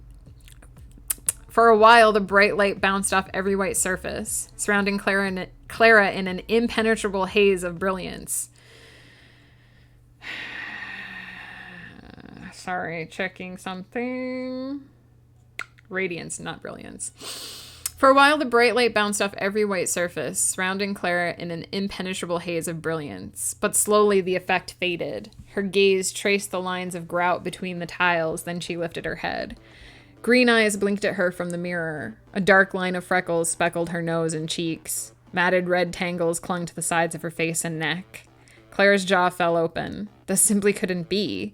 Her hands flew to her face just as they had in the dream. At first, her fingers traced the unfamiliar flesh as if that would peel away the mask and reveal soft sapphire irises, prominent cheekbones, and hair so pale it was almost white. When that didn't work, she dug her nails into the stranger's face, shocked when the savage appendages sent ripples of pain through her skull. Most people thought it was impossible to experience pain in dreams. That was why pinching became a common test of the wakeful state. But once, Clara awakened with agonizing hand spasms after dreaming a scorpion dug its barbed tail into her palm. The pain had radiated from the exact location of the sting. It hadn't lasted long, but that didn't erase its reality. So the tiny ripples of fire caused by her longer than anticipated nails when she dragged them across her face didn't daunt her. If anything, she needed one more sharp jolt to wake her up. But this wasn't like the first time. Her fear and anger didn't seem to affect her surroundings. The face in the mirror, twisted with outrage and anguish, remained unchanged. And though the sting of tears blurred Clara's vision, the mirror remained steadfast, unbroken and undaunted by her growing cries of horror. When she screamed, her throat felt as raw and unused as it had in the nightmare. Perhaps she had been screaming for several minutes and simply didn't realize it. Any moment now, Marshall would shake her awake and she would find herself in their shared bedroom after all. But when commotion came, it was outside her room. Heavy footsteps pounded the floor, accompanied by shouts. The door to the hallway burst open and 3 women poured into the room. One by one, they stumbled into the bathroom, mere smudges to Clara's blurred vision. The first grasped her arm and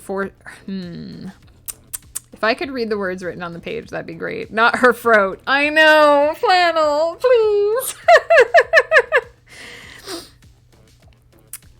Did Neo just come on to me?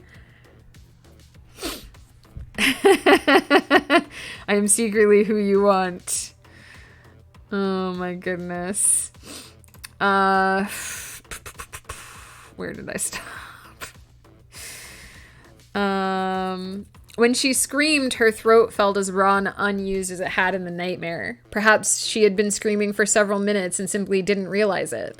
Any moment now, Marshall would shake her awake and she would find herself in their shared bedroom after all. But when commotion came, it was outside her room. Heavy footsteps pounded the floor, accompanied by shouts. The door to the hallway burst open and 3 women poured into the room. One by one, they stumbled into the bathroom, mere smudges to Clara's blurred vision.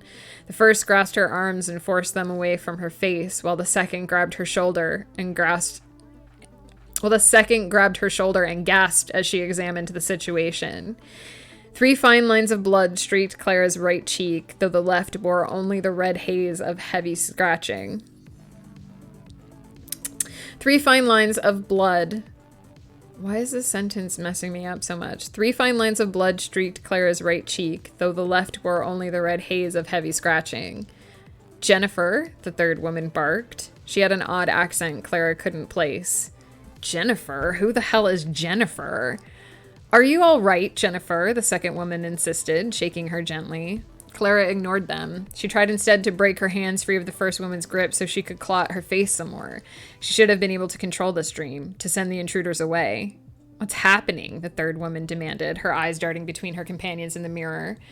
Couldn't say, the second woman shook her head. How could she even wake up?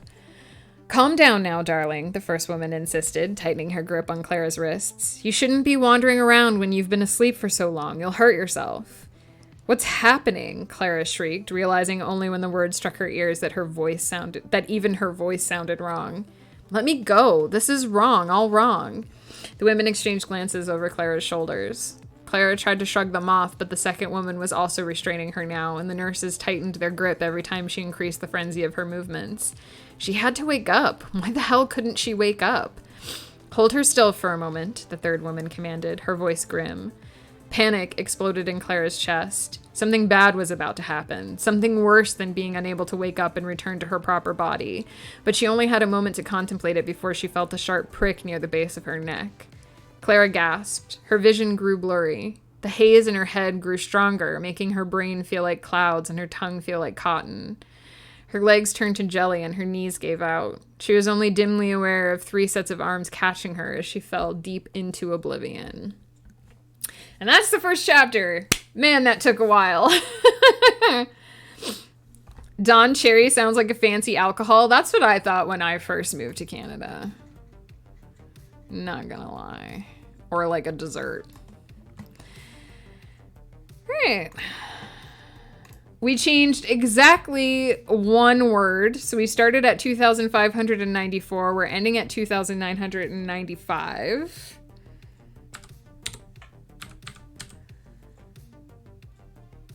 So great.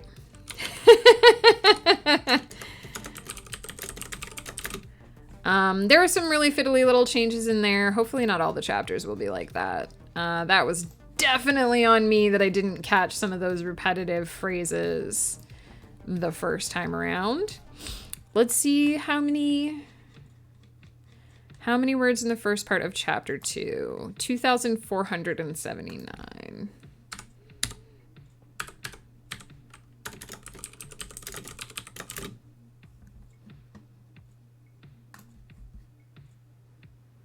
Unfortunately, he's just a racist old blowhard. Sounds accurate. A word of the day, change. Yes, change all your repetitive words. Like change.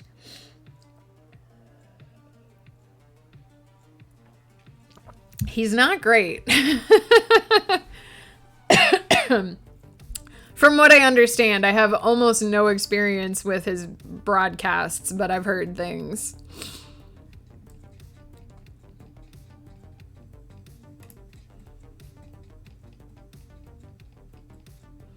All right, so that was about 4 pages. That took a while to read for something that's only 4 pages. I don't think I have any notes for this chapter. Hang on, I gotta sneeze.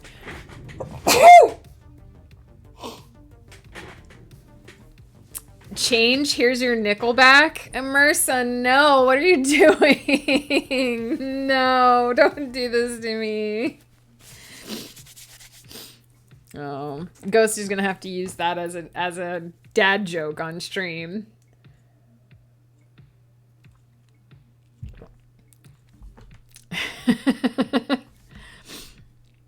All right. Let's see what my betas had to say about this chapter.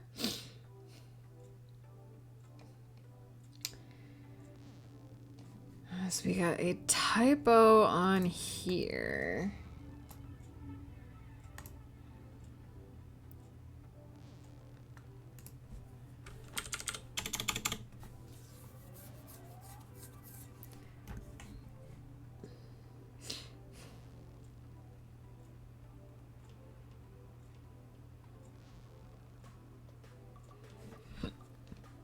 We got another typo down here where I said, "What you mean, coma?"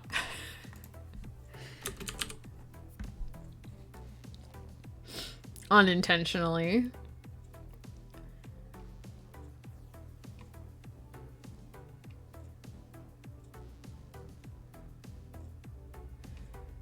All right, and that's it.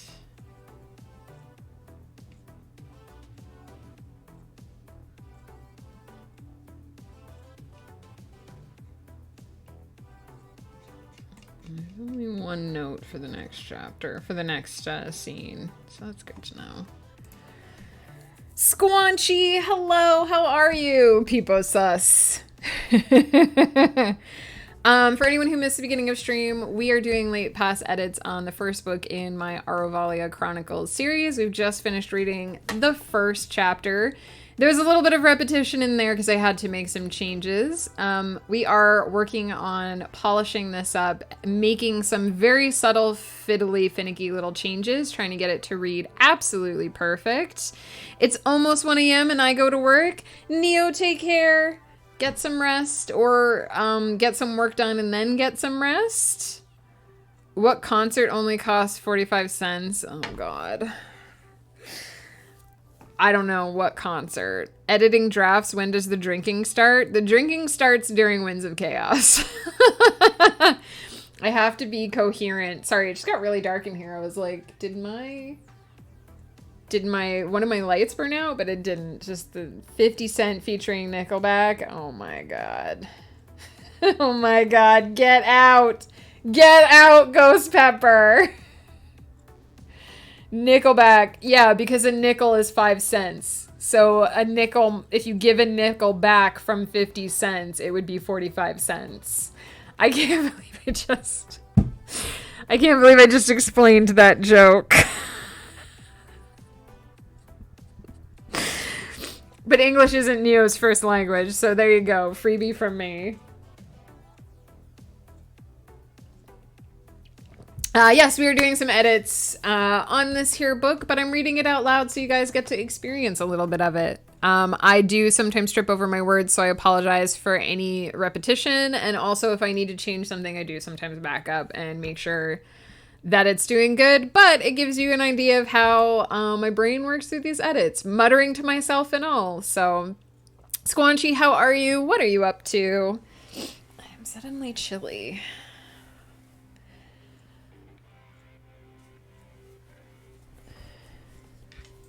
Oh, you figured it out right after you typed it? Yeah.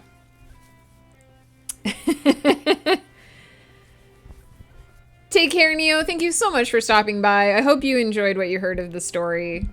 Feel free, if you guys are listening, feel free to tell me what you think of the story so far. Basically, our main character, Clara, has awakened from a nightmare in which her face changed to discover that when she's awake, her face is the face from her nightmare, not the face she expects it to be. And now, Chapter 2. Chapter 2 is called The Name of Sanity, because I thought that would be a cool name. Clara had experienced dreams within dreams before. She once woke 5 times before finally rising to go about her day, despite several dream attempts to dress and shower. This was different. It was midday when Clara woke next, and bright sunlight streamed into her room.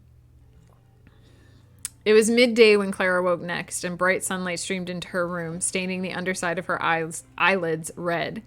She woke slowly, ready to roll onto Marshall's side of the bed, though she expected to find it empty and devoid of warmth. He was an early riser, and she was most certainly not, especially on weekends. But as her arms spread across the luxurious sheets, her fingers touched cold metal. Startled, Clara sat bolt upright, her eyes wide, her breath coming in short, sharp gasps. A new room surrounded her, but not the one she expected. A wide window filled the far wall, the thin curtain covering it barely able to contain the dazzling light spilling through. It illuminated stark white walls, floors, tiles, and ceiling panels. Floors, tiles? That's not even what that sentence says. What it actually says is it illuminated stark white walls, floor tiles, and ceiling panels. Startled, Clara sat bolt upright, her eyes wide, her breath coming in short, sharp gasps. A new room surrounded her, but not the one she expected. A wide window filled the far wall, the thin curtain covering it barely able to contain the dazzling light spilling through. It illuminated stark white walls, floor tiles, and ceiling panels. A half crescent of computer equipment surrounded her bed. One of the machines beeped in tune with her heart, its tempo increasing as panic closed icy fingers around her chest. As her last awakening washed over her, would you ever write an erotic dad short story? I mean, it depends on what you mean by dad? Question mark? A half crescent of computer equipment surrounded her bed. One of the machines beeped in tune with her heart, its tempo increasing as panic closed icy fingers around her chest. As her last awakening washed over her, a spectacular wave threatening to crush her body. That doesn't quite work. Let's fix that. As her last awakening washed over her like a spectacular wave threatening to crush her body against the shore, Clara knew with the strange certainty of a dreamer that she still occupied the same hospital. She also knew that Marshall wasn't waiting in the reception area to take her home, and she hadn't hit her head or crashed her car to get here. It seemed the hospital staff weren't taking any chances this time. No sooner did the heart monitor begin to beep frantically than did a flutter of footsteps fly down the hall. There'd be no mad flight to the bathroom to see if she was herself again. Not that the trip was necessary. The monitoring equipment's dark screens were polished enough to form an outline of her reflection. She still had long red hair. She still had green eyes and freckles. And now she had a pair of bandages carefully taped to the lower portion of her right cheek. Clara knew without testing there were half-healed scratches beneath those gauzy dressings. And that was the most frightening aspect of this new awakening. Dreams weren't known for logical continuity. What in the name of sanity is happening? As the door burst open, an answer seemed to rise from deep within her. All will be well, it said. And had she trusted that she was still dreaming, she might have accepted the stray thought as truth. But this didn't feel like a dream. Every time she glanced at the monitors surrounding her bed, they offered the same readings. Even the sharp spike of her heartbeat remained regular. More than that, the clock on the wall refused to shift times. The light on the other side of the curtain remained constant. The floor and wall colors never changed, nor did the faces of the concerned women heading the group march toward... The floor and wall colors never changed, nor did the face... That should be faces. I fixed it automatically in my brain the first time. An erotic story with 99% dad jokes. Make it 50% and I would do it. A fluttered eye of footsteps. As the door burst open, an answer seemed to rise from deep within her. All will be well, it said. And had she trusted that she was still dreaming, she might have accepted the stray thought as truth. But this didn't feel like a dream. Every time she glanced at the monitors surrounding her bed, they offered the same readings. Even the sharp spike of her heartbeat remained regular. More than that, the clock on the wall refused to shift times. The light on either side of the curtain remained constant. The floor and wall colors never changed, nor did the faces of the concerned women heading... It is a singular. That's why that keeps messing me up. The floor and wall colors never changed, nor did the face of the concerned woman heading the group marching through the door. That makes much more sense if I would just read what I actually wrote the first time. Clara had read enough about lucid dreaming to know that none of these things made sense. Disjointed continuity was the first indication a person was dreaming. The words written on pages would be different every time they were read. The hands on a clock would jump across its face no matter how quickly it was checked. Even digital clocks fell prey to this dream logic. And while it was true that dreamers often filled a dream's blanks by simply discarding the shifts in reality, questioning aspects of a dream usually caused it to crumble. In the past, when Clara silently realized a discrepancy in her dream state, some of her dreams shifted to compensate. Once, she dreamed she was on her way to an amusement park in another country, only to remember she had to work the next day. As soon as she thought about it, the dream became a race to return home before her alarm sounded the need to prepare for work.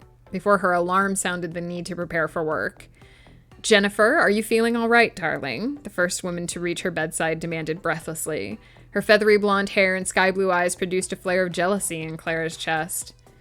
Who is this Jennifer? She snarled, certain the next words out of the woman's mouth would be, "Ah, yes, I meant Clara, of course."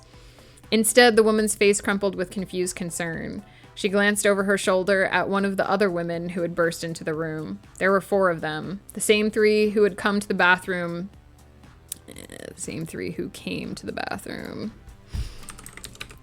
Instead, the woman's face crumpled with confused concern. She glanced over her shoulder at one of the other women who had burst into the room. There were 4 of them, the same 3 who came to the bathroom, and a woman in darker clothing with a severe expression engraved on her face.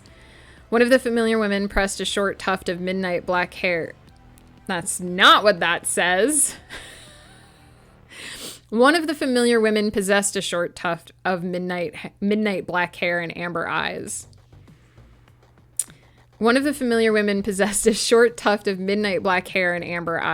She shook her head while the other, a tall woman with striking emerald hair, shrugged helplessly. The spokeswoman sighed and turned her attention to the monitors. A whispered conference followed, and the other 2 familiar women disappeared, leaving Clara alone with the blonde and the newcomer, a doctor and nurse Shirley. Do you remember anything prior to waking up in the hospital, Jennifer? The doctor prompted. She was shorter than everyone else in the room, much shorter. When she approached Clara's bed, she mounted a set of stools so she could stand at eye level. Her hair was a shade of brown that could almost be mistaken for dark red, and her sideburns were longer than the rest of her hair. That is not my name, Clara insisted, frustration exploding in her gut. The monitor attached to her heart began beating rapidly again, which only increased her annoyance. My name is Clara Sanderson. Didn't you see it on my health card? Wasn't I carrying my purse when I came in? What injuries was she even supposed to have had in the first place? Aside from fatigue and a bit of lightheadedness when she stood up, she hadn't experienced any negative symptoms. The doctor and nurse exchanged a glance, and each of their expressions grew a shade grimmer. The doctor sighed and lifted a folder from a nearby table. She opened the first page and held it where Clara could see. Your name is Jennifer Carter. You're 16 years old, and you were admitted to the hospital several months ago by your parents. Do you remember? Clara's mouth fell open. A photograph of the face she kept seeing in the monitors was paperclipped to the front of the form. Printed in careful letters on the adjoining lines was the information the doctor mentioned. Name, Jennifer Carter. Age, 16.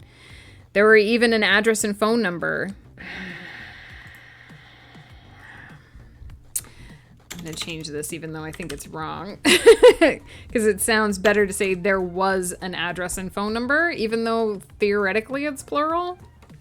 But it's an address. So they're singular. English is hard, There was even an address and phone number, though the doctor closed the folder before Clara had a chance to comprehend them. There had been names for her parents too, but she couldn't remember them now that the page was invisible. She desperately wished the doctor would open the folder again so she could see if any of the details changed, but the request froze in her throat. Please, she managed to stammer, somewhat desperately. I'm scared and confused. I don't know where I am or how I got here. Shh, Jennifer, it's all right, the nurse insisted, laying a hand on her shoulder. She squeezed gently, offering Clara the most reassuring smile she had ever seen. It might have managed to comfort her if she hadn't been terrified half out of her mind. Some disorientation is to be expected, the doctor added, her voice dry and lacking any sympathy, considering how long you've been unconscious. Unconscious? Clara interrupted, clinging to the first thing about the situation that made sense. The doctor folded her lips into a thin line and regarded Clara for a moment in silent reproach, as if trying to determine whether this was an act. The doctor folded her lips into a thin line and regarded Clara for a moment in silent reproach, as if trying to determine whether this was the act of an upstart. Evidently, she determined that Clara was sincere because her features softened. I'm Dr. Theodora. I've been working on your case since you were admitted, but I'm not surprised you don't remember. You were in something of a state when you first came in. Dr. Theodora's eyes grew distant for a moment. She drew a deep breath and released it slowly, shrugging as she did so.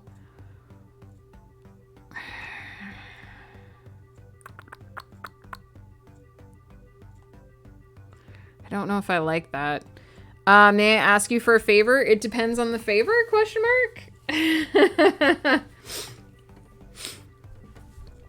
I'm Dr. Theodora. I've been working on your case since you were admitted, but I'm not surprised you don't remember. You were in something of a state when you first came in. Dr. Theodora's eyes grew distant for a moment. She drew a deep breath and released it slowly, shrugging as she did so. Well, we can come to that in good time. The truth, Jennifer, is that you've been in a coma for at least 3 months, possibly longer. It's hard for us to measure exactly when it started. What do you mean, coma? The words scraped Clara's throat as they exited her mouth. She remembered having dinner with Marshall a few hours ago, then snuggling into bed with him to sleep. How could she be unconscious for several months? And why couldn't you tell when it started? Shouldn't it be pretty straightforward? Again, Dr. Theodora gave her a look that suggested she was dancing on thin ice. She sighed, but gave Clara one last pass, apparently determining that her frustration was as warranted as her disorientation. Not when Sparis Jalara is involved, unfortunately. Having said this, the doctor wheeled a stool close to the bed and climbed onto it, indicating that this conversation would be neither simple nor brief. Sparis Jalara? Clara's tongue fumbled with the unfamiliar term. She read and watched enough medical dramas to know that most disease names were nigh unpronounceable, but she was pretty sure this was made up. A thin smile graced Dr. Theodora's lips. In common vernacular, it is more often referred to as the staring sickness. The way she said this suggested she was exasperated with common people and their silly habit of simplifying things. Staring sickness? Clara repeated numbly, as clueless about this term as she had been about the other. Sparis Jalara is still a relatively new disease, Dr. Theodora replied, choosing each of her words with care. We're still trying to determine the details of its various stages. In the early days, everyone believed that Sparis Jalara was harmless. Aside from rewriting some of the body's physiological signals, it didn't seem to do much. However, as it progresses, Sparis Jalara causes the infected to slow down. Patients seem to move through an ever-growing haze, which makes it difficult for them to focus on the details of their daily lives. Left untreated, this effect becomes ever more pronounced until, at last, the patient spends most of their time sitting or standing still, staring into the distance. Hence the name, the staring sickness. I am sad to say that you were already under the effects of late-stage Spara Stellara when you were admitted to St. Blisbane's, which is the name of this hospital. St. Blisbane's was established to study the late stages of Spara Stellara in hopes of discovering a cure. Thus far, we have been unable to prevent those in the staring stages from slipping into comas. Usually, the affected remain unconscious for several months before their bodies fail, but... You woke up, the nurse interjected, barely able to contain her glee. You're the first recorded recovery for a Spara Stellara victim. Isn't that exciting? Which is why, Dr. Theodora interjected, the warning edge in her tone suggesting she had better not lose control of the conversation again for any reason. We have put you under close observation. We weren't sure what side effects to expect when you first woke up. It seems that we will have to move memory loss to the top of the list. Clara wanted to insist her problem had more to do with the false identity than a lack of memory, but she worried how the doctor would react if she spoke again. She certainly didn't want to end up in a drugged oblivion that would prevent her from contemplating her current predicament. And besides, even if she was Clara Sanderson, age 23, she was still stuck in a hospital with no idea how long she had been here and no way to contact anyone she knew. She was about to ask if the doctor intended to contact her parents when Theodora set a meaty hand on her knee. Try not to worry too much right now, she said, her voice softer than it had been since the conversation started. You've been off your feet for long enough that movement is going to be taxing the next little while. Magic works wonders, but, well, it doesn't work miracles. Not at this tier, anyway. Did she just say magic? Try to get some sleep, the nurse added, gently pressing Clara's shoulders against the bed. She felt just lightheaded enough that she didn't bother counteracting the movement. I know it sounds silly when you've been asleep for so long, but it really is the best way for the body to heal. If you're feeling better in a few days, we'll let you get up and move around, Dr. Theodora added as she slid to her feet and pushed the stool aside. But for now... I'm going to change that to hopped to her feet, because if she's standing... Maybe hopped to the floor would work better. I missed a bunch. I'll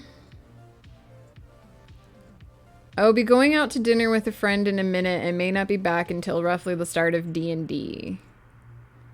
Oh, yeah. Ghost saw it.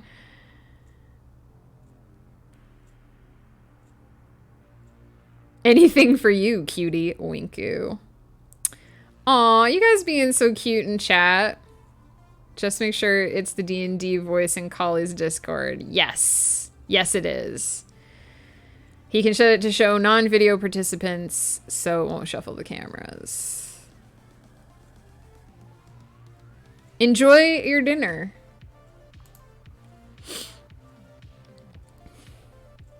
Some friendly bro... Hey, I dig it. I dig friendly bro flirting. I think it's great. I think more people should do that sort of thing, in all honesty.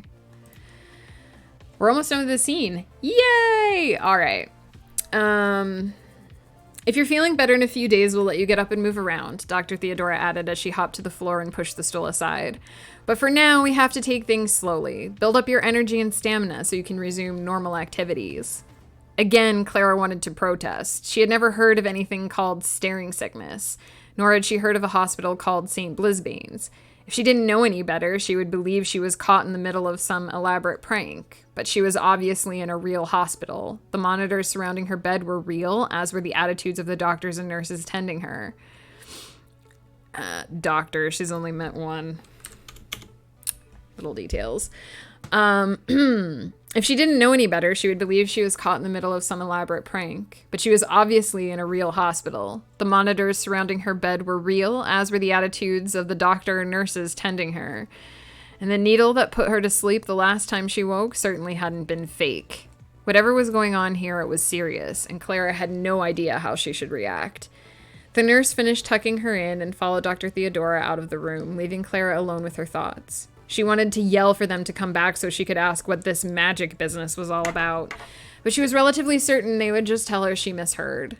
After all, she wasn't even the person she expected to be, and it was hard to argue when her face didn't match her expectations. Clara set a hand... hard to argue about it. Lurk time. Have a great rest of the stream. Thank you so much for hanging out, leader. Take care. See you later tonight. The nurse finished tucking her in and followed Dr. Theodora out of the room, leaving Clara alone with her thoughts. She wanted to yell for them to come back so she could ask what this magic business was all about, but she was relatively certain they would just tell her she misheard. After all, she wasn't even the person she expected to be, and it was hard to argue about it when her face didn't match her expectations. Clara set a hand against the gauzy bandages taped to her cheek. Try as she did to summon details about the life of Jennifer Carter, Clara could think of none. As far as she knew, she hadn't even gone to school with someone named Jennifer Carter, and she was under the impression that dreams tended to favor details the brain was already familiar with. And if the form the doctor had shown her was accurate, what should she think about everything she remembered experiencing after the age of 16? What about Marshall? What about the small apartment they shared on the outskirts of Toronto? What about her job at the coffee shop and the manuscript she was working on? Had they been nothing but dreams? Da-na-na-na!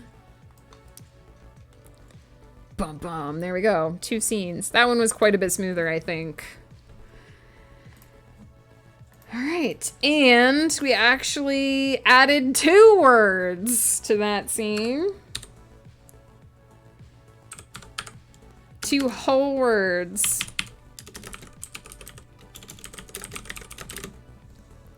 I'm probably going to take a brief bio break here. We're about halfway done with what I want to do for the day. I'd like to get through 2 more scenes. Next one is 2608.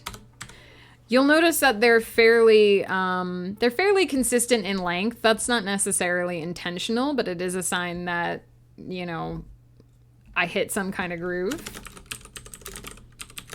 I don't necessarily worry too much about that, but it's nice to see.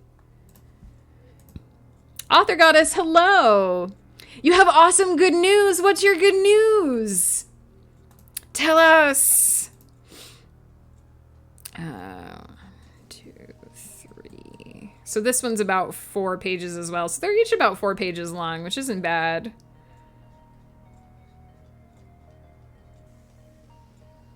That one's a bit longer, so that one is probably closer to 4,000 words. 3,300. Not bad. I'd like to get through 2 more scenes if we have time. We'll see. Fingers crossed. I was going over my book reviews, which I do a few times a year to pull quotes for marketing. Did you get a super good one? I had a new review on my first novel, not so good.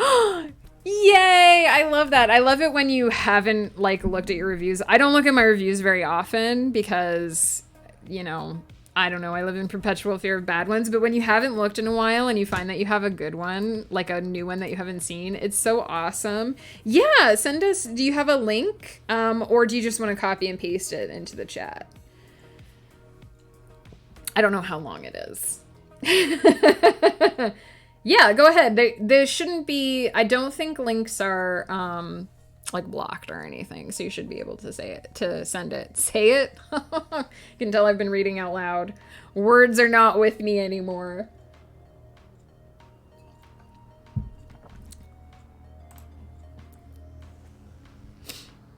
Oh my gosh. Ooh, this is a long review.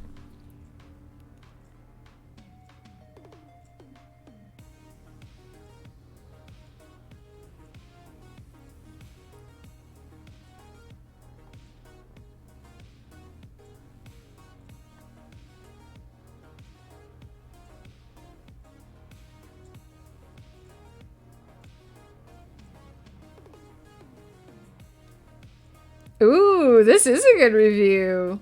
This woman can write the heck out of a half myth, half reality, karmic strong arm story of fury, fatality, foreshadowing, and female strength and courage unlike any I have ever read before.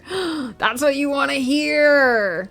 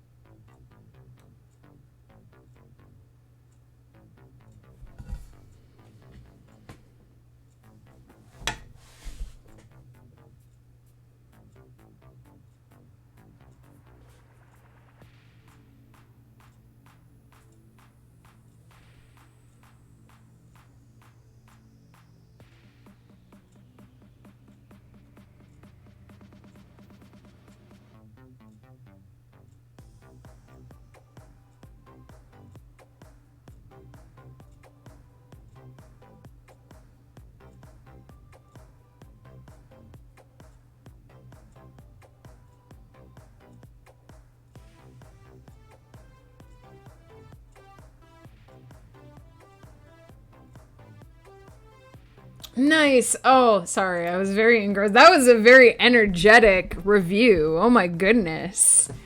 How the heck am I supposed to pick a quote of reasonable length? Right? It's a hard-hitting review, man. I was riveted just reading it. There are a couple really good ones, but how do you pick just one, right? Whoops. Wrong thing.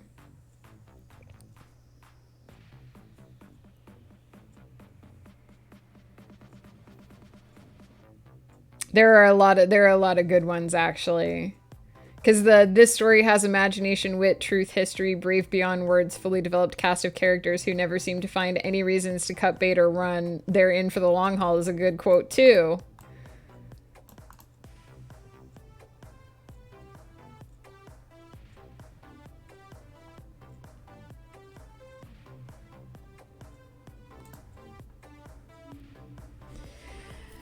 Not it's almost like when you sit down to write like a summary or to write like a blurb of your book and you're like how do I distill this down into a couple of sentences. It's like that with this review too. You want to just be able to like put it in your wallet and just take it out and be like, read this whole review, it's so amazing.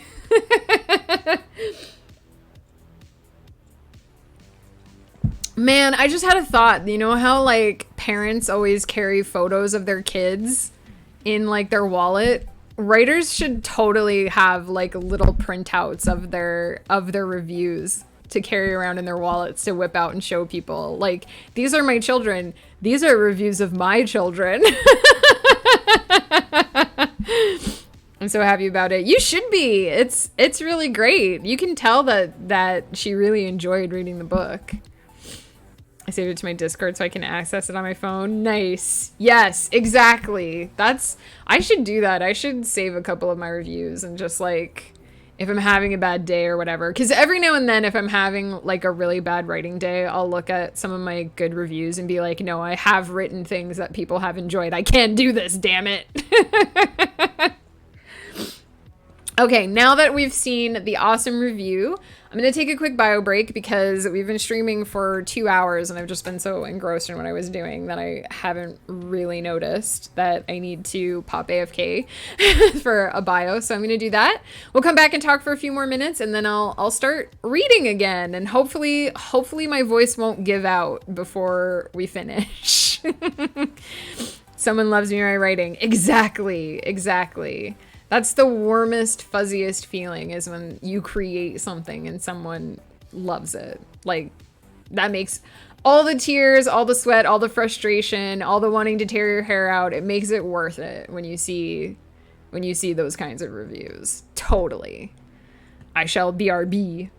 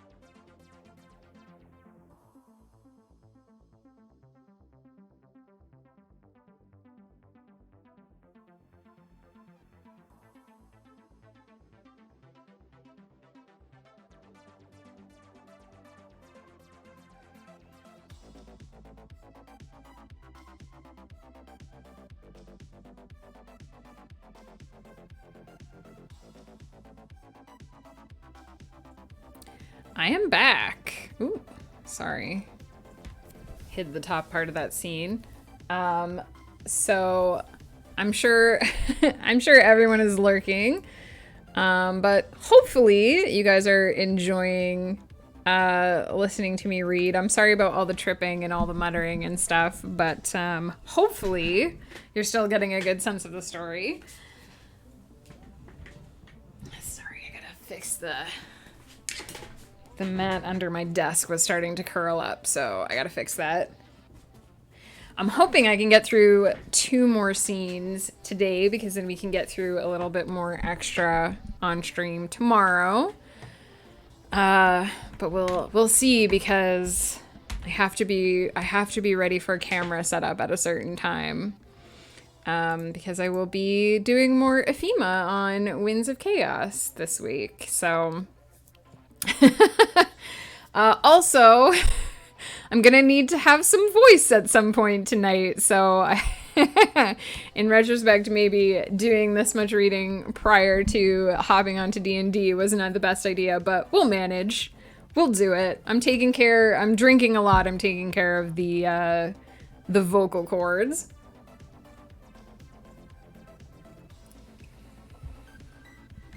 So yeah, I'm probably just going to resume, unless you guys have anything you want to briefly chat about before I get back into it.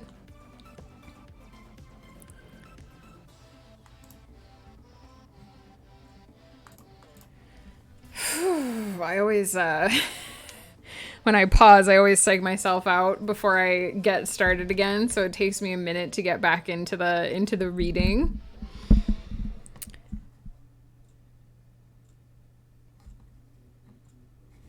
Also, let me save.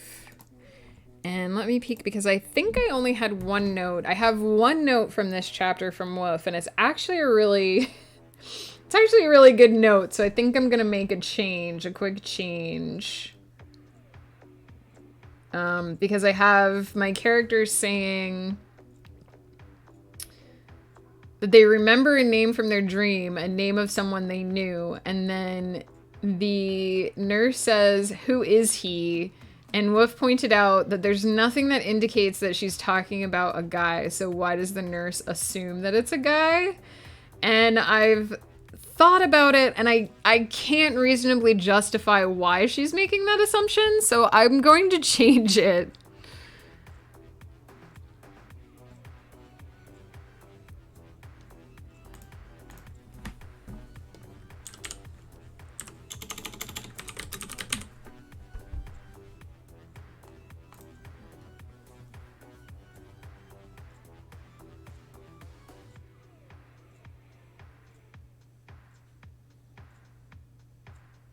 I think I was originally thinking that maybe they thought that she was, like, embarrassed, but reading over it,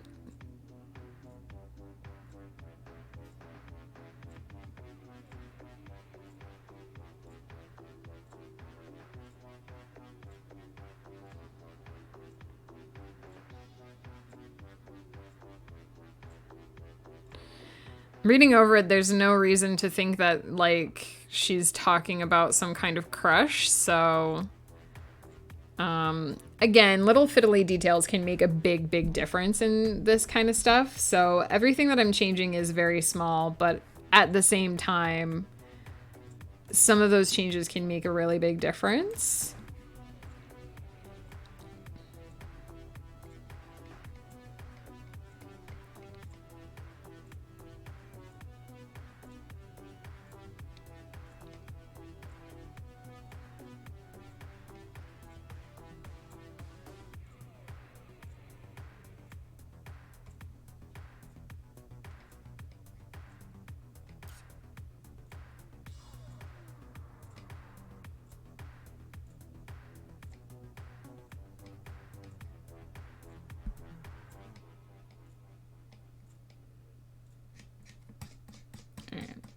Nothing else for this chapter. I just have my beta reader notes hidden here because I don't know. Some of the comments I don't know if they really want seen, but that was a good one, so I shall resume. And if anyone has any comments on the story so far, feel free to let me know in the chat. Also, if you're worried because you missed the beginning, I did read the first page like 5 times, but if you're worried because you missed the beginning, I'm going to post the VODs, so you'll be able to see them on YouTube later, if and you want.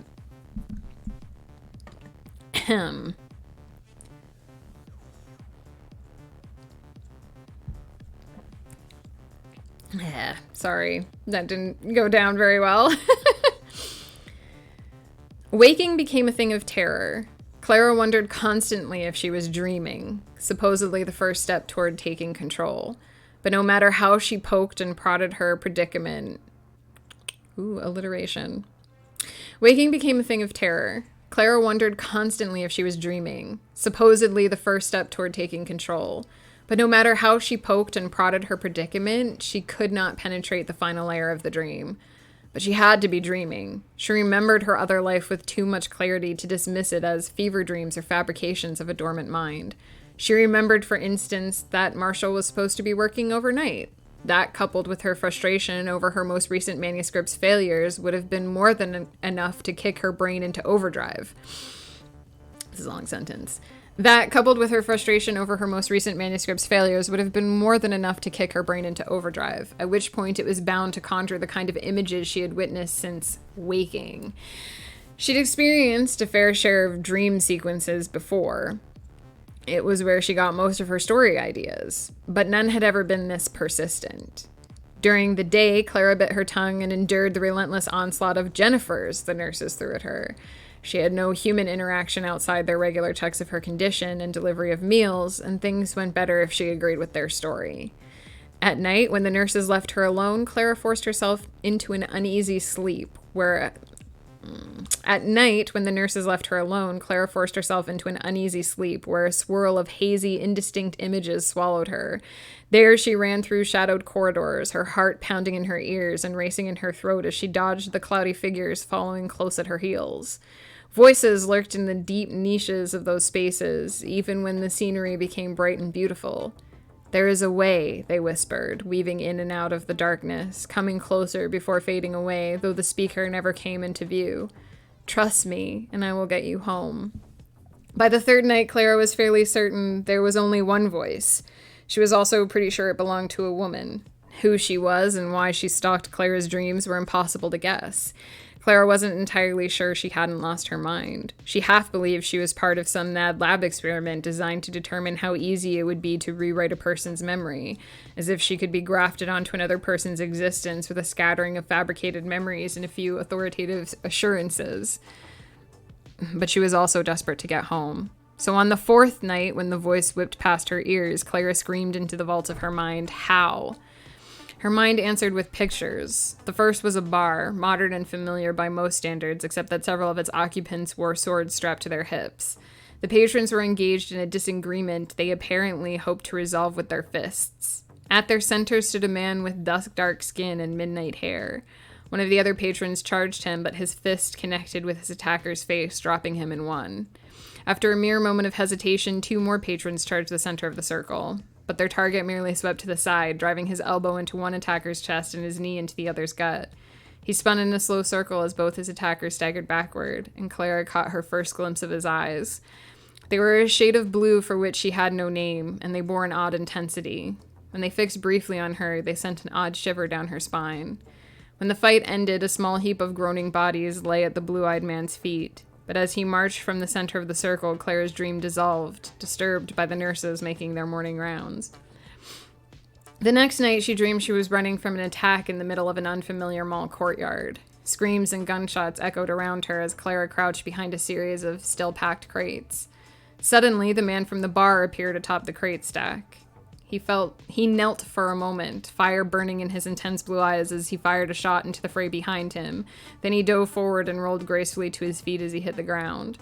Before Clara had a chance to react, one of his arms snaked around her shoulder, drawing her away from the crates and the shouting beyond. When her legs buckled, his other arm swept beneath them, and he hefted her into his arms, carrying her swiftly. There's a lot of arms mentioned in there.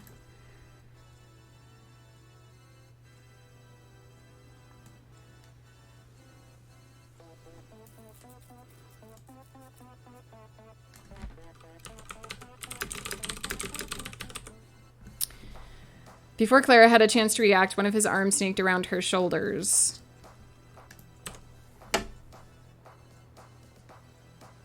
Another typo. Suddenly, the man from the bar appeared atop the crate stack. He knelt for a moment, fire burning in his intense blue eyes as he fired a shot into the fray behind him. Then he dove forward and rolled gracefully to his feet as he hit the ground. Before Clara had a chance to react, one of his arms snaked around her shoulders, drawing her away from the crates and the shouting beyond. When her legs buckled, his other arm swept beneath them, and he swept her. I made it worse!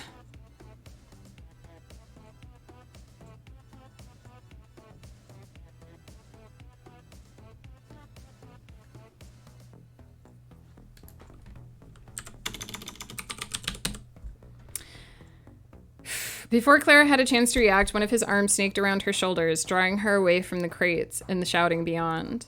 When her legs buckled, his other arm curled beneath them, and he swept her off her feet, carrying her swiftly to safety. He was gone again before she could thank him, returned to the madness still consuming them all.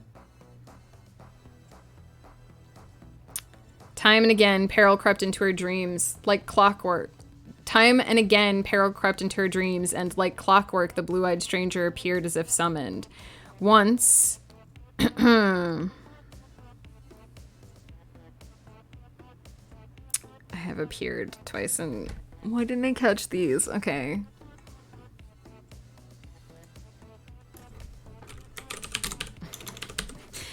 just fix it. Alright. Suddenly, the man from the bar appeared atop the crate stack. He knelt for a moment, fire burning in his intense blue eyes as he fired a shot into the fray behind him. Then he dove forward and rolled gracefully to his feet as he hit the ground. Before Clara had a chance to react, one of his arms snaked around her shoulders, drawing her away from the crates and the shouting beyond. When her legs buckled, his other arm curled beneath them, and he swept her off her feet, carrying her swiftly to safety. He was gone again before she could thank him, returned to the madness still consuming them all. Time and again, peril crept into her dreams, and like clockwork, the blue-eyed stranger appeared as if summoned. Once, he arrived at the entrance to a cave where monsters lurked, holding a loaded pistol and ready to shoot. Once, he materialized out of thin air with a long sword poised before him to block a blow that should have struck her. But always he disappeared before Clara had a chance to question him. He was as elusive as a will-o'-the-wisp, appearing just long enough for her to spot him, then disappearing the instant she moved toward him. The only consistency aside from his striking appearance was that trouble seemed to surround him. By the end of a week, Clara understood that she needed to find this man in the waking world. As soon as she thought it, the voice rose from the depths of her mind and whispered, "Yes, he can send you home."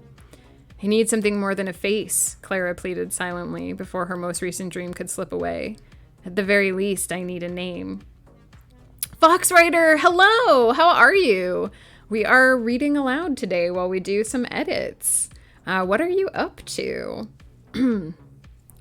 By the end of a week, Clara understood that she needed to find this man in the waking world. As soon as she thought it, the voice rose from the depths of her mind and whispered, "Yes, he can send you home."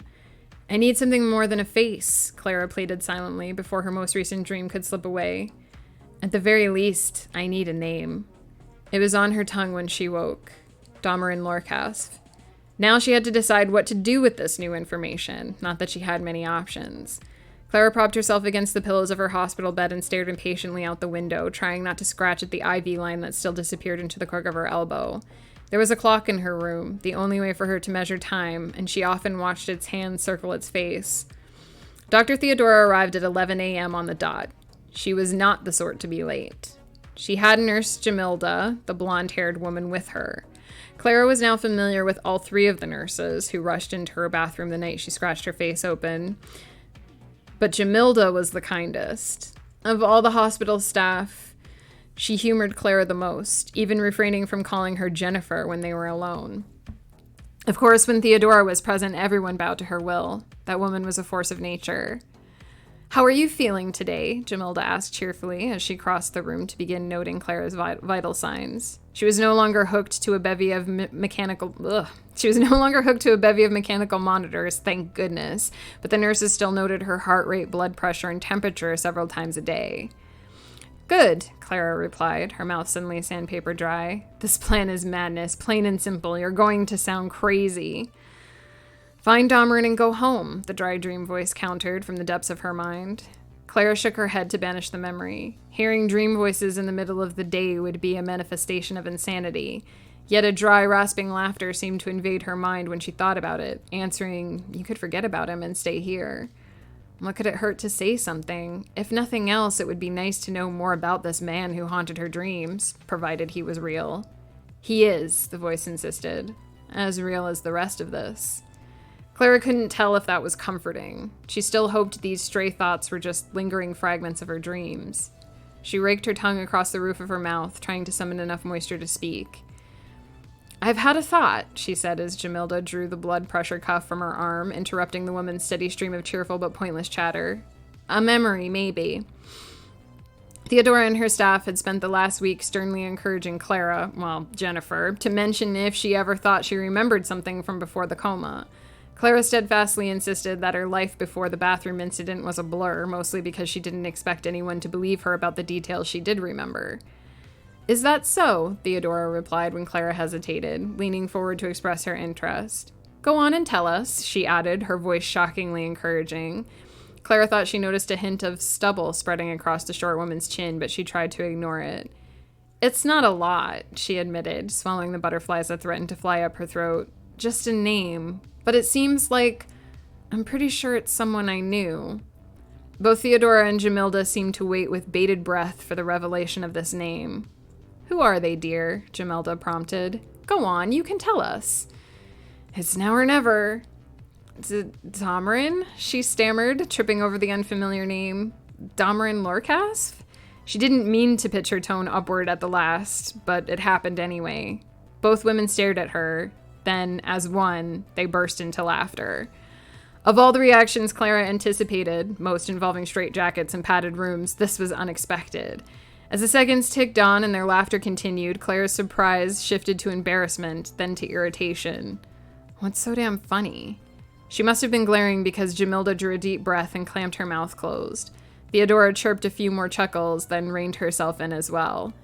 "We're sorry, dear," Jamilda soothed, at least having the decency to sound contrite. "It's just, what makes you think you know Dameron Lorcasf?" So he was real. Or had they laughed because she was talking about a popular fictional character as if he were a living person? "I dreamed of him," Clara replied, trying to remain calm. "The way you said I might about things from my past. It happened a few times, that's why I mentioned it." Very close to finishing another short story. Nice! This one is indeed very short. Hey, finishing anything feels good. It doesn't matter how short or long. My throat is starting to protest the reading.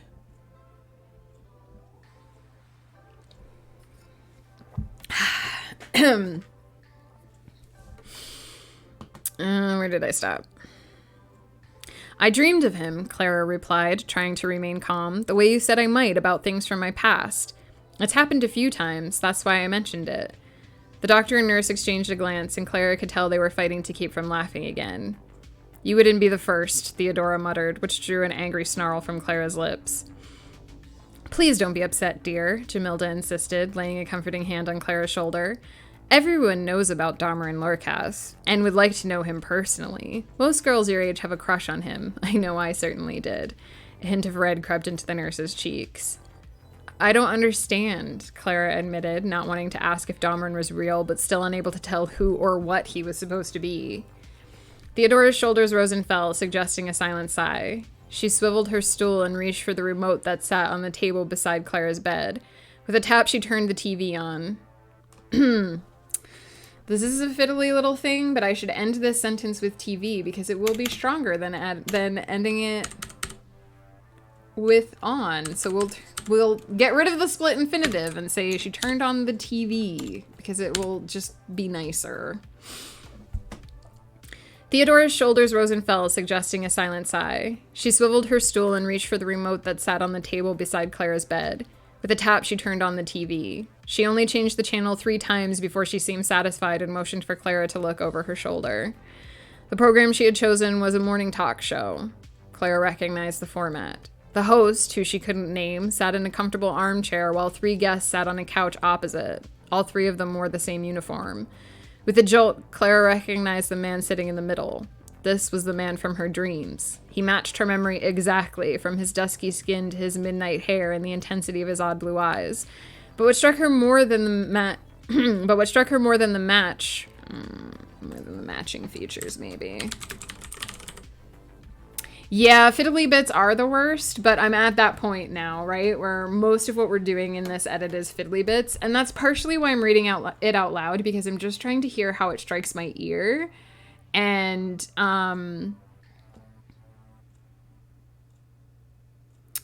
I think I'm going to go with matching features just because similarity suggests to me a vagueness that isn't present. It's an exact match in this case. But having it just be more than the match didn't feel complete enough. But yeah, I'm doing this out loud because hearing how it strikes my ear helps me pick out things like that, which feel a little bit awkward.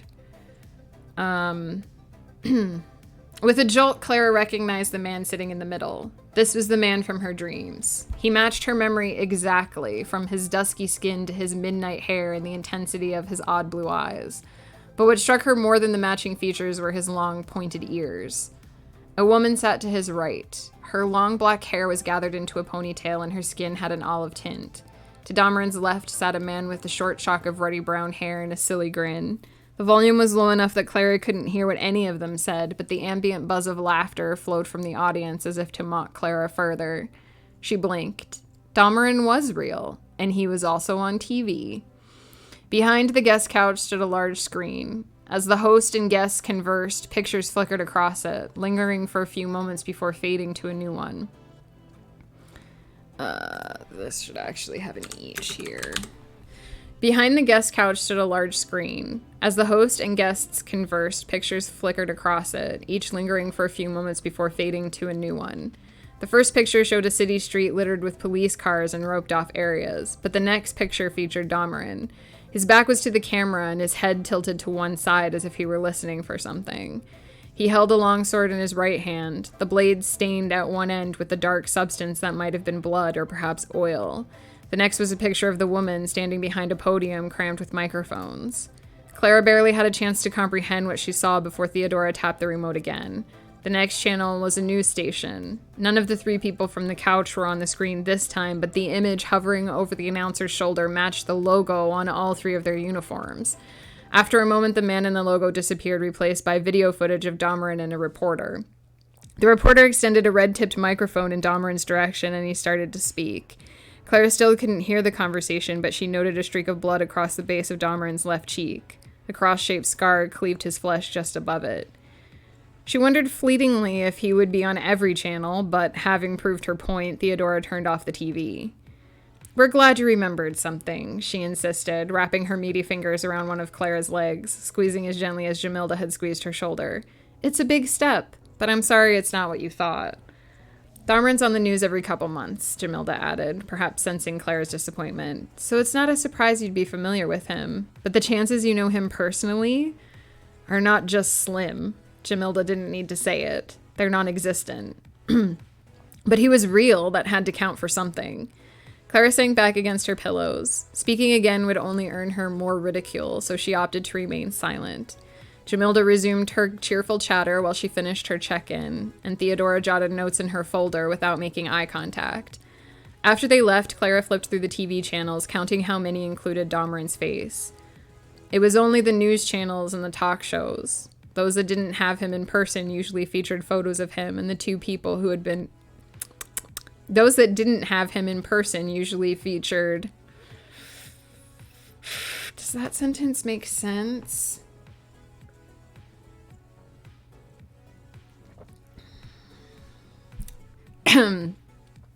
After they left, Clara flipped through the TV channels, counting how many included Dahmer in space.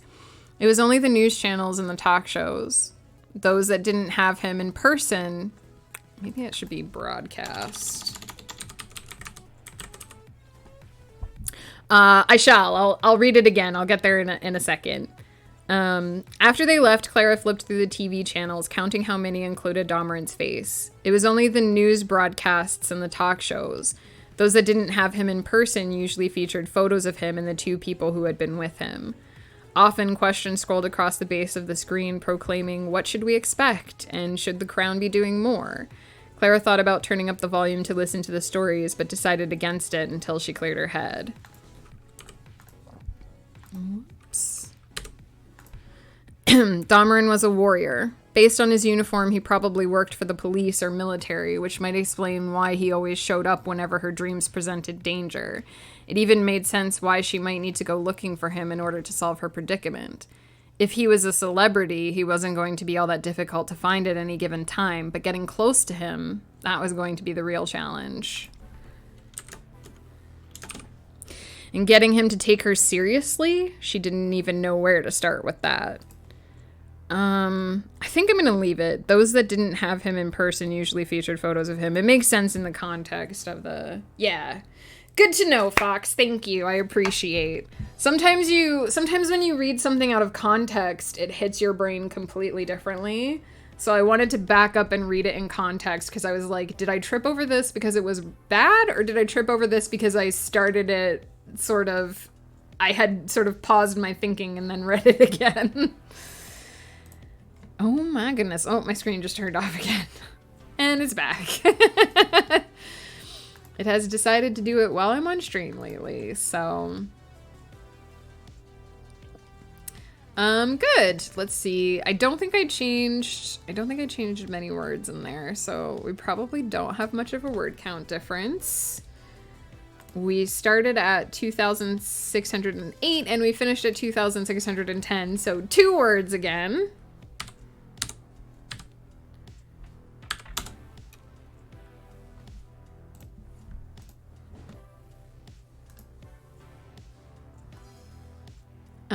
Of course you've read this dozens of times, so everything gets screwy. Exactly. And I'm actually reading over some parts of it quite a lot today as well. So, I think I have to mute. I can't listen to you and listen to you read and write at the same time. No worries. Fox, do you want me to turn on a sprint timer for you? I'm not using them today, but if you would like a sprint timer, I can turn on a 20-minute sprint timer for you so that you can use it for writing.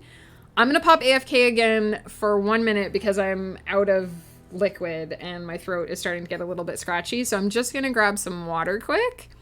I have my own. Nice. I do that too when I'm watching streams. My sprint timer doesn't always line up with the sprint timer on stream, so I use my own as well. But yeah, no worries if you need to mute. I'm gonna do one more scene. I think we have enough time because I have half an hour before I hit my hard cutoff for the day and I have to leave to go get ready for camera setup. But we're going to do one more scene. We're just going to do the first half of chapter 3, and then we're going to call it a day. So I will be right back with some water. Let me just put up a little me with some tea.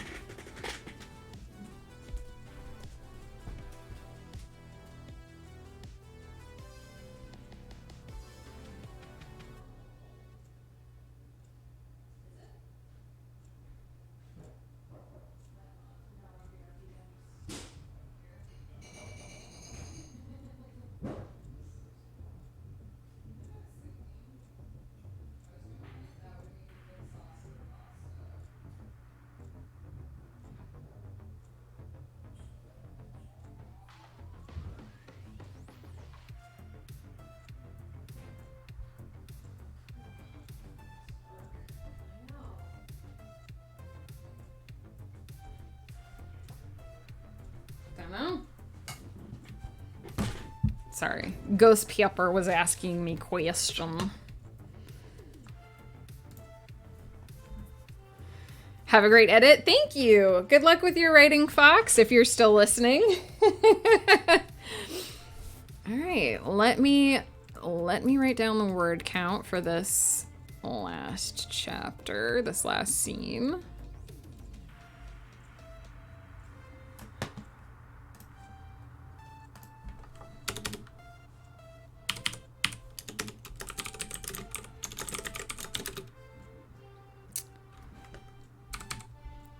So this one is 3,313, so it's a little bit longer than the other ones. And I have a couple of notes from my betas for this one.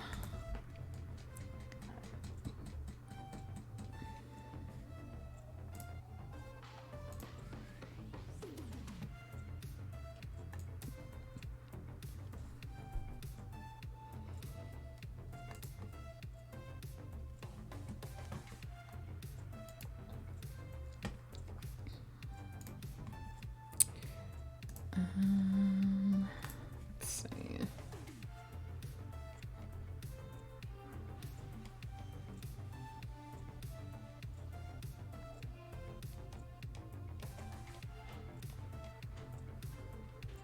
I have a place where I have spelled my own character's name wrong, which happens more often than I'd like to admit.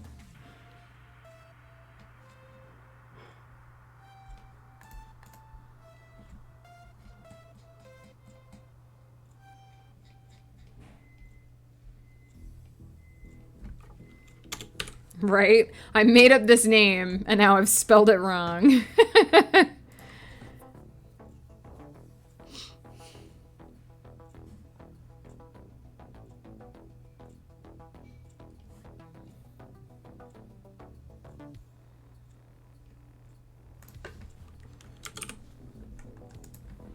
Actually, one of my favorite quotes from this book comes from this scene. I'll tell you after we read it which one is my favorite.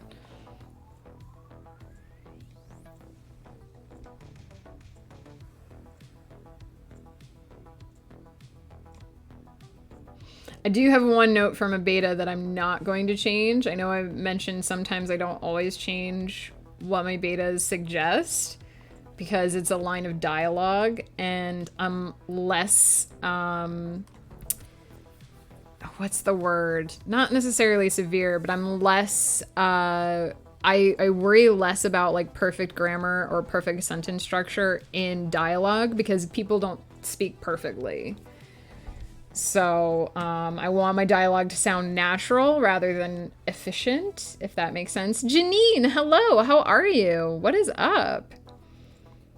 We are working through some late stage edits here, so I'm reading out loud. Somewhat proficiently. Alright, and that is all that my betas have for me today. Since this is the last scene we're editing. Oops. Bad day so far, missed out on a book deal. Oh no! And now my remote doesn't work. It's not I'm assuming it's not dead batteries. I'm assuming that's probably the first thing you tried. Is this like a universal TV remote?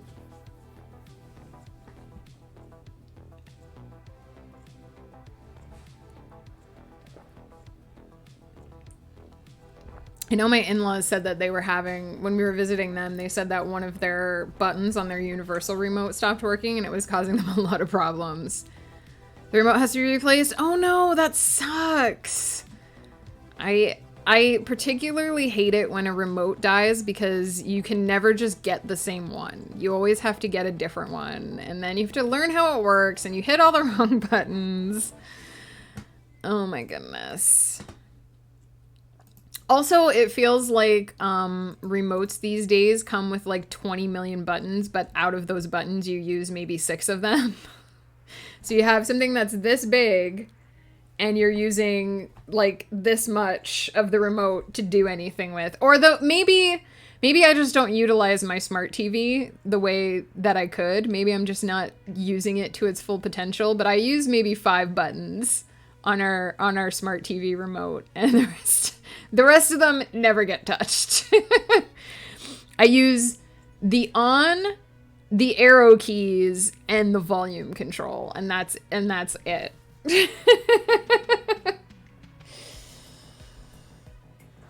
Oh no, sorry. Sorry about the yawning. I hope you're able to find a good replacement for it, though, Janine. What is it a remote for? Is it for the TV? I realize I just went on this whole rant about TV remotes, and it might not even have anything to do with the TV.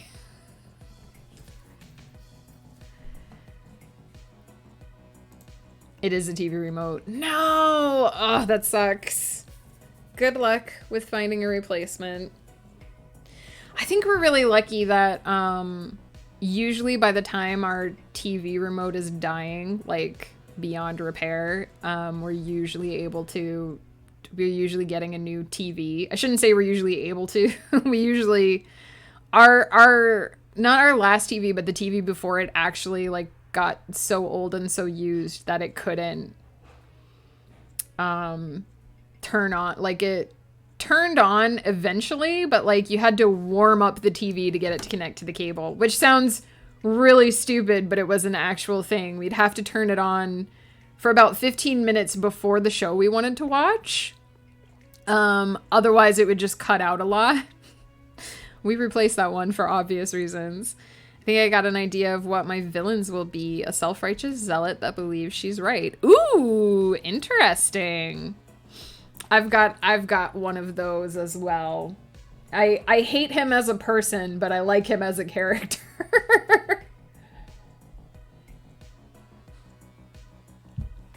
One of the things, I think sometimes one of the big things about being a writer is learning to live with the fact that not all of your characters are nice people. And that you will still love them in some way, even though they're not the best. Can't decide how to make this character die. Is this from the same one that we were talking about yesterday, or is this from a different story? I'm gonna start reading this chapter, by the way, so if my answers take a little bit longer, I apologize. No, don't erase it, Fox. Just cross it out. Just use the strike through and write more underneath, because you might change your mind. You might like some of that later. Although I have done that a few times. I have sometimes started a scene written for 20 minutes, been like, this is all garbage, and restarted. So I do know that feeling. Just a paragraph? Okay.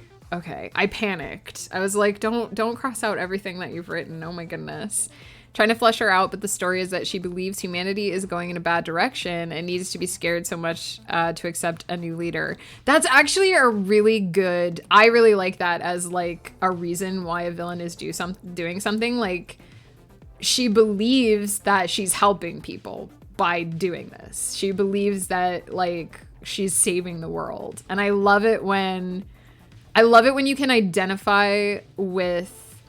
either with the reasons why someone's doing something and like not approve of their actions, or when you can sometimes approve of their actions but not why they're doing it. Like, I love that sort of like gray morality in the middle where it's like, yeah, this person is kind of a crap person, but also I just want to hug them and make their life better. She's bad news. Yeah, but she believes that she's doing a good thing, right? Even though she's not. I like it when there's something like that, right? Like, she has a reason for doing what she's doing instead of just doing it, if that makes sense. And really, not every villain has to be like just evil for the sake of evil, and not every villain has to be redeemable either. Like, sometimes people aren't redeemable. Sometimes people are just bad. I'm going to try to remember how the saying goes. The most terrifying villain is the one you can see yourself being if you had made the wrong choices. Yes, exactly. The one where you're like, I'm only maybe 5 degrees away or 3 degrees away from being that person. Oh no. So yeah, I have a character, I won't say for like which story, but I have a character who I don't like him as a person. He's a bad person. He's manipulative and pretty narcissistic. But he believes in the black depths of his soul, he believes that he's doing something for the benefit of his world. He believes that it's necessary and that someone has to take the risk, and he's doing it. And I don't think he's a good person, and I don't think like, I don't fully sympathize with him, but in you know, the depths of his soul, he believes that he's doing a good thing. Whether or not that's true is up to interpretation, but he believes it. And that's why he keeps going, even when he probably really shouldn't. So yeah, I like those kind of villains who are driven by purpose, even if it's a dark purpose.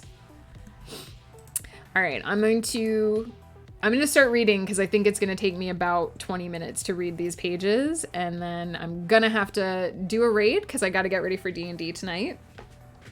My husband is in the other room already getting ready for D&D, so I'm pushing it here. A misbelief, so like a misbelief about humanity that she could have that would work for fleshing her out. Is that the question? Also, I apologize if I get slow to respond because I'll wait until I have a break in the reading. It'll happen. I'm gonna need to take drinks.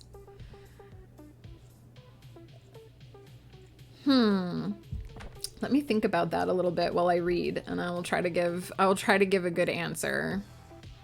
But there are sort of a lot of real world examples, like maybe we're misusing technology. Like maybe we're not using technology to benefit our world. Like maybe we're destroying the world too much with our technology. I say we, but like the people in your book, right? Maybe they're developing dangerous technology, or sure. Or maybe like we're not focusing enough on health, on helping people survive enough, or adapting to the changes in our environment enough. Something like that. These are just like science ones, but it could go either way, right? To like maybe people have become too immoral. It just depends on what like her basis is.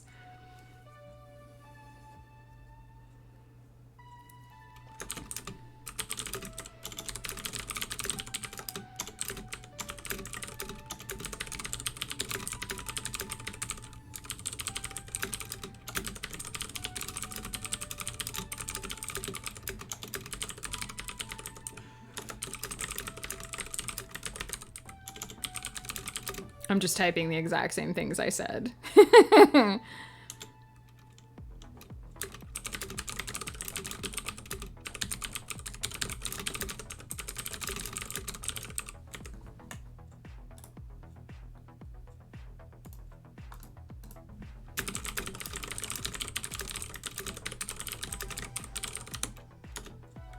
All right, let's do the reads. Chapter 3, Life Outside the Dream. Indignation paid dividends. Clara learned that... Indignation paid dividends. Clara learned that at the coffee shop when she ended up on the receiving end of unfair customer criticism. But if those experiences allowed her to be a little worldlier than the St. Blisbane staff expected Jennifer Carter to be, she wasn't going to argue with the advantage. She might not know enough about the hospital or the country it was located in to know what their policy for dealing with minors might be, but she knew enough about Canada's healthcare system to know what it should be. Her questions started innocently enough. When are you going to contact my parents? She leveled at Jamilda while the nurse still felt guilty about laughing in a patient's face. But she peppered the other nurses with similar questions, making it clear she expected answers. Aren't they excited that I'm awake? She insisted when her first question yielded only avoidance. When are they coming to see me? All three nurses shuffled uncomfortably enough when she asked that for Clara to guess contact with Jennifer's parents wasn't a primary concern for the hospital staff. But the real kicker had been staring into blah blah blah. I'm starting to skip words now. But the real kicker had been staring dead into Jamilda's eyes and adding, maybe they can explain why I remembered this Dahmerin guy. The nurses didn't laugh when she said that. Theodora seemed openly exasperated with her patient's incessant questions. Clara countered by climbing up every time the doctor asked if she remembered anything else. Let the woman believe she was afraid to say something now that she'd been ridiculed for honesty. It wasn't that far from the truth. After 2 days of strategic silence, Clara started asking questions again. Questions like, how am I supposed to remember stuff if I don't have access to anything from my old life? And aren't there books or pictures I could study? There were plenty of books, it turned out, though most were textbooks, and Clara wasn't interested in returning to school. Perhaps anticipating her reaction, Jamilda also presented her with a tablet computer. Clara looked for a logo that would help her identify the model, but she couldn't find so much as a watermark. It's not much, the nurse sounded apologetic as she showed Clara how to unlock the device. But Dr. Theodora agrees that a lack of stimulus might be causing you trouble. In this folder, we've got all the pictures and personal accounts left with us when you were admitted. And in this folder here, Jamilda glanced over her shoulder, her tone and expression growing conspiratorial. I downloaded Dahmeren's most recent interviews for you. I don't know if they'll jog your memory, but you seem confused, so I thought this would help. You've got access to the Feynet, too. She indicated an icon with a pair of ornate fairy wings. Look up your hometown and see what results it brings up. She patted Clara's shoulder and left her to fiddle with the device. Clara didn't bother asking what the Feynet was. It was evidently the... Clara didn't bother asking what the Feynet was. It was evident the moment she clicked the app square that it was St. Blisbane's internet equivalent. Her connection was so locked down she wouldn't be able to check her email even if she could find the appropriate site. But Jamilda, or one of the other nurses, had bookmarked a handful of educational sites, and each loaded without difficulty. The first thing Clara did was type Toronto into the search index. At home, this yielded a map, a bevy of headlines, pictures of several tourist attractions, and dozens of pages of websites about the city. This morning, it yielded exactly one result. Did you mean Juntalaro? Clara did not click the provided link. In the world of Clara's memory, Toronto was a city with nearly 3 million residents. In the world occupied by St. Blisbane's, the Feynet could find no mention of it, nor of Ontario. Granted, it couldn't find Canada, the United States, or France either. Clara gave up at that point and simply searched for a map of St. Blisbane's. It turned out the hospital was a well-known landmark in a city called Roxrest. I almost said Roxcrest, but that's not what the name is. Almost forgot to lock up the ladies. No, gotta take care of them ladies. In the world of Clara's memory, Toronto was a city with nearly 3 million residents. In the world occupied by St. Blisbane's, the Feynet could find no mention of it, nor of Ontario. Granted, it couldn't find Canada, the United States, or France either.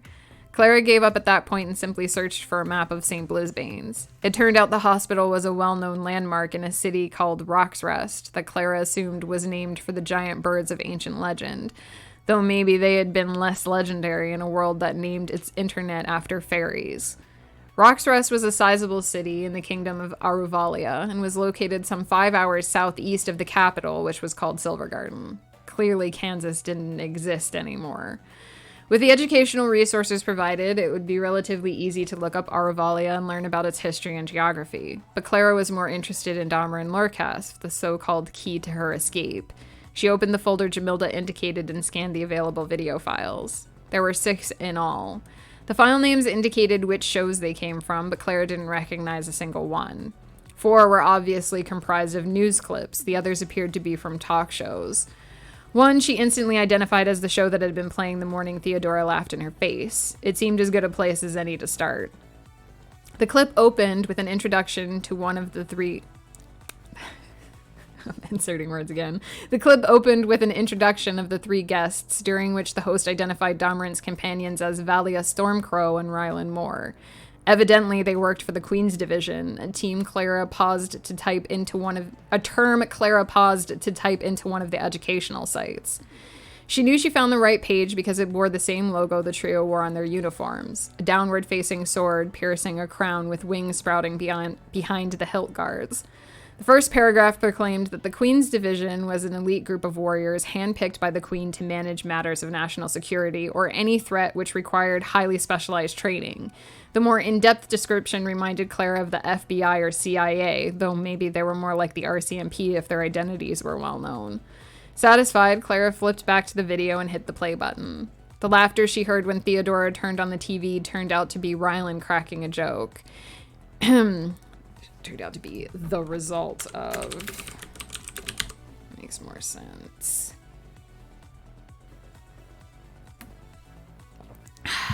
The laughter she heard when Theodora turned on the TV turned out to be the result of Rylan cracking a joke. He seemed like the least serious of the three and the most talkative, though the host always directed her questions at Dameron. It's my understanding the three of you have dealt with a large number of elementals throughout your careers, she said as she settled into her topic. That perception is deceptive, Valia cautioned, though a friendly smile lit her face. All members of the Queen's Division deal with elementals. We just often end up being on hand to talk about it. Clara made a mental note to add elemental to the list of things she needed to look up. Would you say that you've dealt with a higher number of elemental attacks than previous generations of the division? The host pressed, sounding genuinely curious. Statistically, yes, Dameron admitted with a small shrug. His voice was deep, a match for his height and muscular frame. Though his expression was difficult to read, his tone was as casual as if he were discussing the weather. But the story changes when you look at historical records. The division has been tracking elemental activity since we first became aware of the dangers, and some of those records go pretty far back. We simply occupy more space, Rylan added, before the host had a chance to ask another question. Urban sprawl combined with settling more remote locations means these creatures don't have as much space as they used to. And we don't know why they moved towards cities, Valia added. These routes might previously have been open for their migration, and our natural spread has cut them off. A murmur passed through the audience, its tone suggesting those present had never considered this. So you don't think there's some force driving them to greater activity? The host asked when the conversation lulled for a moment. Dead air was generally considered bad on these shows. All three guests shook their heads in unison. It's possible that magical ley lines are shifting positions. This came from Valia. But that's normal and has happened several times throughout our history. Like the activity of elementals, we have historical records to prove it. Magic again. So Clara hadn't misheard Theodora's comment that first day. Dameron was probably an elf rather than having oddly deformed ears, and Clara was beginning to suspect Theodora might be a dwarf. A scholar could really tell you more about this than we can, Dameron interjected, his tone sheepish. We know how to fight elementals, but we aren't experts on the species. Well, we certainly thank you for taking the time to reassure our viewers that recent rumors are unfounded, the host replied. I assume you have some advice for what we should do if we encounter an elemental? Rylan delivered the safety spiel, which amounted to contacting the proper authorities, then getting to a safe place. Never approach an elemental, Dameron added to reinforce the latter, under no circumstances. It's absolutely imperative that we raise the alarm early, Rylan concluded, flashing the audience a charismatic grin. That's what allows us to evacuate the at-risk areas and minimize the number of civilians injured when an elemental appears. From there, the discussion moved on to how interested parties could become part of the Queen's Division. Clara paused the video as soon as it became evident the answer wasn't come down to the office and drop off an application. Even if she could find the office where Dameron worked, she doubted she could just walk in and ask for him. They probably had security, and she had yet to concoct a reason for speaking with him that didn't sound insane. She still had no idea who Dameron can't even say my own character's name. Good news is that the senile one has stopped trying to sleep in the rocking chair. The bad news is that she's moved to trying to sleep on the elliptical. Oh no! Lady.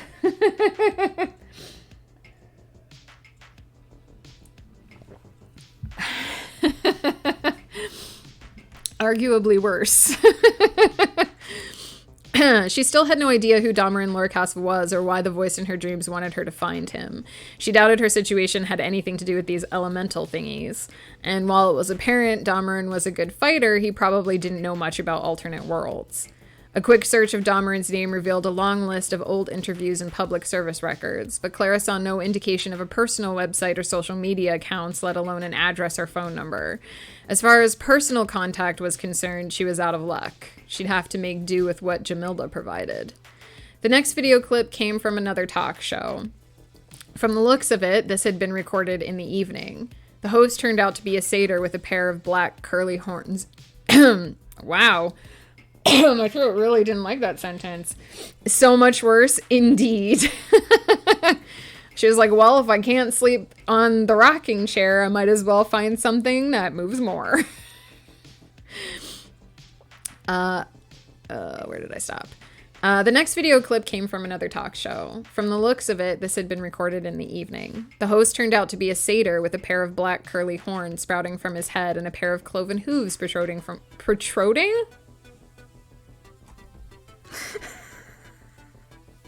This is what happens when I read out loud. And normally it's not on camera. The next video clip came from another talk show. From the looks of it, this had been recorded in the evening. The host turned out to be a satyr with a pair of black curly horns sprouting from his head and a pair of cloven hooves protruding from behind his desk. Dameron was the only guest this time. He sat in a comfortable chair beside the desk. From the start, the conversation seemed a lot more biopic. When the host finished welcoming the dark-skinned elf to the show and the crowd quieted down, the satyr tapped a pile of cue cards against his desk. "Thank you for joining us today, Dameron," he said with a grin, at least as charismatic as Ryland's had been. "It's always a pleasure to have you on the show." "It's an honor to be here," Dameron replied with a polite nod. The camera zoomed in and Clara paused to scrutinize the man who had invaded her dreams. She couldn't get over the ears. Toronto was a multicultural city, but they didn't have any elves outside the occasional cosplayer. It was the sort of off-striking thing that would normally have knocked her free of a dream. Now that she took a closer look at Dameron, she realized he had other distinctly elven features, including high cheekbones and a slender, almost sculpted jawline that ended in a delicately pointed chin. He was handsome, she had to give Jamilda that. Clara shook her head and leaned back against her pillows. Dameron kept his hair in a tight braid, though a few free-flowing locks framed his face. His chair was angled so that his right side was most often in frame, but when Clara paused again with the left side of his face visible, she got a completely different impression of his features.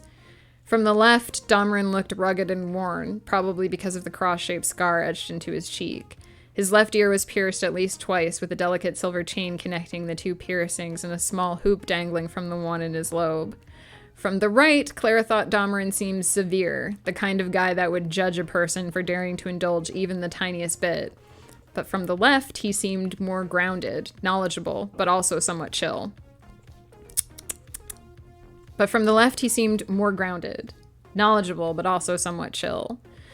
Claire would much rather approach left-side Dameron than right-side Dameron, given a choice. She unfroze the video and allowed the interview to play. "The honor is mine, I assure you," the host insisted, though he didn't allow the interview to catch in a loop. "I'd like to start by reminding everyone about your career. How long have you served with the Queen's Division?" Again, Dameron bowed his head as if he was embarrassed to answer. "I think it would be close to a century by now," he said, scratching the left side of his face.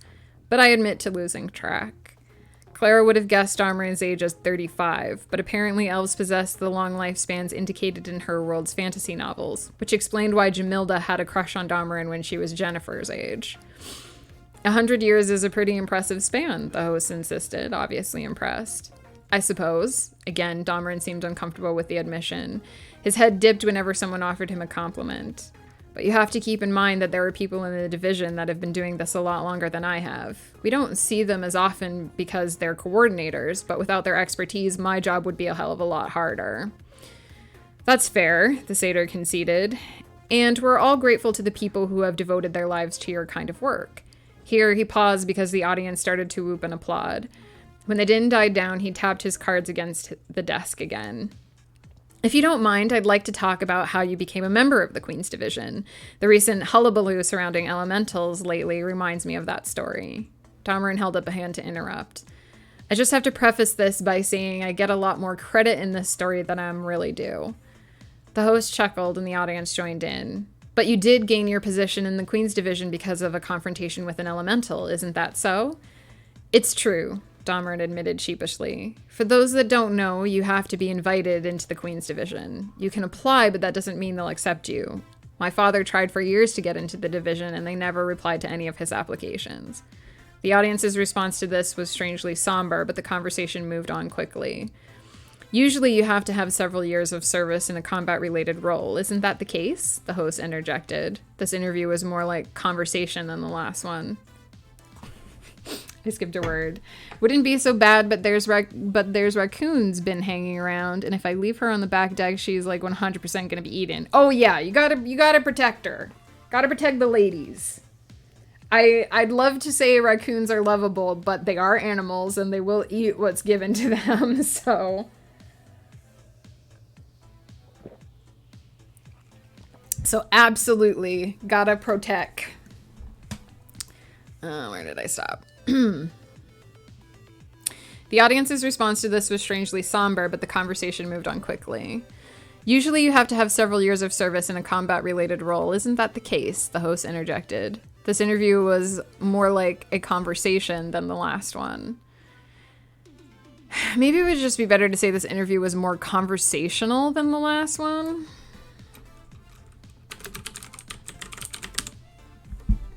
Because it's less words.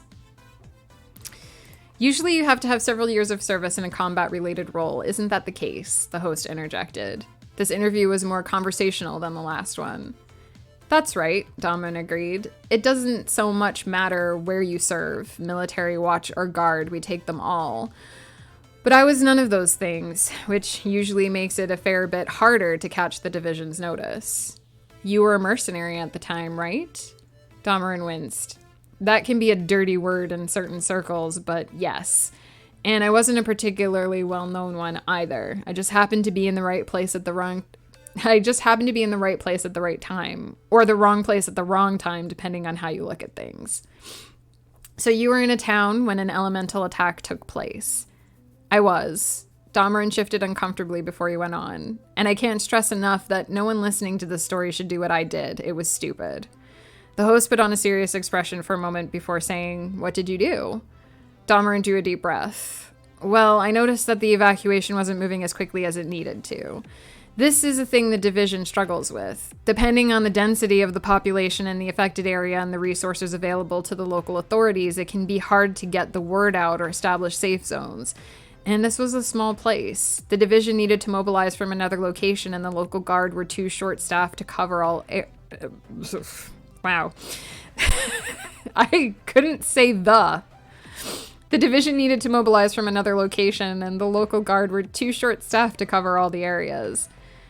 As I've said, the best thing to do in that kind of situation is to try your best to get to safety. It just so happens that my particular skills made me uniquely suited to dealing with certain types of elementals. I saw a chance to do something about a bad situation, and I decided it was worth the risk. And to be absolutely clear about how bad a decision that was, I fully accepted that I was probably going to die if the division didn't show up quickly. Obviously, things worked out for you in the end, the host replied with a grin. This drew a small chuckle from Damarin's lips. The division got there in time. 2 or 3 minutes more, and history probably wouldn't know my name. They must have liked what they saw. They forgave my morbid stupidity, Damarin countered. Now, not to underplay the skill of the average mercenary, but it isn't a profession that provides its own training. How did you come Not to underplay the skill of the average mercenary, but it isn't a profession that provides its own training. How did you come upon the skills to face an elemental without the division's guidance? I'm uniquely suited to it, Damarin said again, though he offered no further details. But my father was a military man, and he always intended me to follow in his footsteps. I've been training to swing a sword since I was strong enough to lift a practice weapon, and I never really questioned whether I was suited for it. I said suited for it twice in this answer. Of course, there's the finish line, and here's the stumble.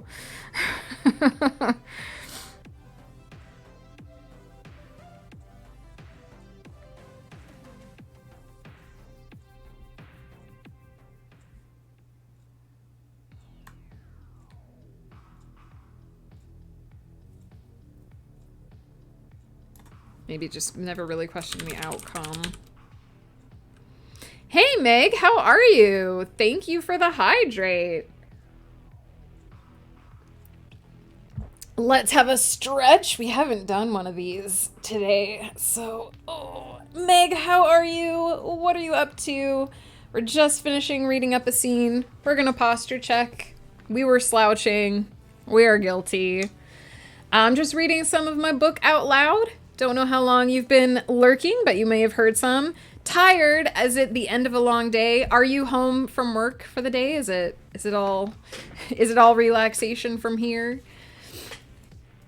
Where did I stop? Not to underplay the skill of the average mercenary, but it isn't a profession that provides its own training. How did you come upon the skills to face an elemental without the division's guidance? I'm uniquely suited to it, Domerin said again, though he offered no further details. But my father was a military man, and he always intended me to follow in his footsteps. I've been training to swing a sword since I was strong enough to lift a practice weapon, and I never really questioned the outcome. Knowing how it all turned out, would you change anything about that day? No, Domerin admitted, a hint of a smile playing across his lips. Working for the division is grueling on the best of days, but I believe in the work we do. And I have the benefit of seeing the positive impact my work has on the kingdom. I've always believed if a person needed my help, it would be wrong to turn my back on them. It's what turned me into a mercenary, and it's what ultimately drove me to accept the division's invitation. Clara paused the video. Domerin sounded like the hero of an epic fantasy novel, the sort that carried a huge sword and leapt into every battle without asking questions. Normally they were empty-headed, but Domerin seemed quick-witted, or at least intelligent enough to know his shortcomings. But the critical piece of information lay in his last statement. Was it any wonder someone from this world would dream of Domerin if they ended up in trouble? By his own admission, he would be more than willing to help. Not that she believed he would take her story at face value, though his attitude did give her hope. No wonder the strange voice wanted her to find this particular man. Yet this revelation begged other questions, like how had her brain known to latch on to this particular hero? She needed exposure to Aruvalia's mainstream media to know about Domerin's appearance, skill, and attitude. If she instinctively knew that she should look for him, didn't that count as an argument against the life she led outside the stream? Maybe I'm losing my mind after all. We're done. Getting ready for bed because I have to go to work tomorrow at 6 a.m. Oh no, I hate 6 a.m. I can't even function at that time. I hope you get some good sleep, Meg. I hope that you have a good day, smooth day tomorrow, and get to relax a bit after. Oh my gosh, my throat is super dry now. And now I get to go do D&D. Now I get to be a FEMA for a few hours on scratchy throat. That's it for me today. We did quite a bit. Oh yes, let's see. How many words did we change in this one? I think we got rid of a few. Hey Tempest, how are you? So we started, that scene was 3,313 at the start, and it's 3,309, so 4 whole words different. 309. This is why I try not to think too hard about my word counts for this kind of thing, because they're all gonna be low. But all those fiddly little changes that we made today are gonna make a huge difference when somebody reads this, and they won't trip and stumble over things the way I did, and there won't be change like 4 times in one paragraph. Headache is finally easing off. Glad to hear it. I have terrible timing. No worries, Tempest. I know you were resting. And also, I'll be back tomorrow morning reading a bit more. I have been reading out loud for about 3 hours, so my throat is at the point where it's just like, nah, we're not doing more. But also, I've got Ghost Pepper's D&D tonight, so I have to actually... Normally, I'm just a spectator, but Ephema is guesting for the crazy Twitch chat dungeon. For anyone who doesn't know... my lovely husband, Ghost Pepper, runs a D&D campaign called Winds of Chaos. And about a month ago, he let his chat completely design a dungeon. So he basically made rooms, and then he did like a raffle, and whoever won the raffle from the chat got to make the room, even if they had no idea how D&D works. So every single room we've done has been generated by chat. They've all been very random, very interesting. Some of them have been really difficult. Some of them have just been crazy. We fought a birthday cake by eating it, to give you some idea of what one of the rooms was. So I have to go get ready for that. I have to be there for camera call, so that he can set up for his stream. But yeah, I'll be back tomorrow morning at around 10 a.m. PST to read more of this story. We're not going to read the whole book because at a certain point we're going to hit spoilers, but I'm going to read about the first third of it probably on stream, just to let you guys get a sense of this thing that I've been working on for so long. And yeah, it's all good. And Tempest, I haven't been good about saying it, but I've been popping in and out of your streams a few times. I need to get better. I'm trying to get better at saying hi to people when I lurk. Sometimes I just kind of settle in and lurk and then forget that forget that I've been there for like 20 minutes and haven't said anything. And then I'm like, now it's awkward. Yeah, for sure. I love hanging out in your stream. Like I said, I promise I'll get better about saying hi. But we had gone away on a trip, and I'm sort of trying to make the rounds, drop in on everybody again, say hey, because I know I've been away for a while. Thankfully, the job is not fast paced. Good to hear. I can get some of my planners finished. Ooh, like a day planner. I'm a bit of a day planner enthusiast, if you didn't know. I have 4 of these. 2 of them are for future years. 1 of them was for last year. That's a rabbit hole I could fall down. But let's see who's around. Who's streaming today? And let me very quickly mute that so that you guys don't hear me twice. That would be kind of awkward. Who is writing?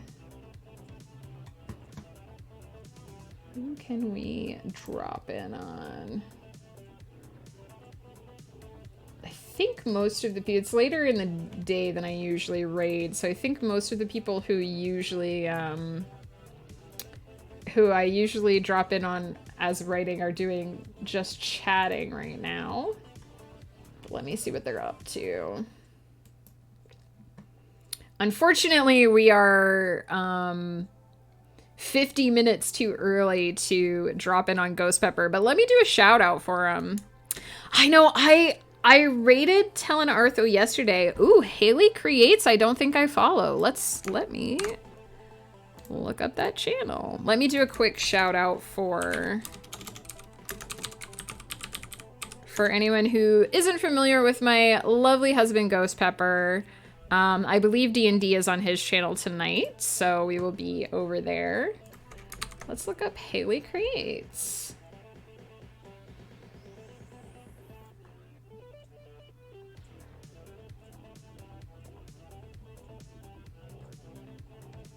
Oh, nice. It looks like some sprinting is happening. So let's drop over there. And thank you, Fox, for turning me on to a channel that I wasn't aware of before.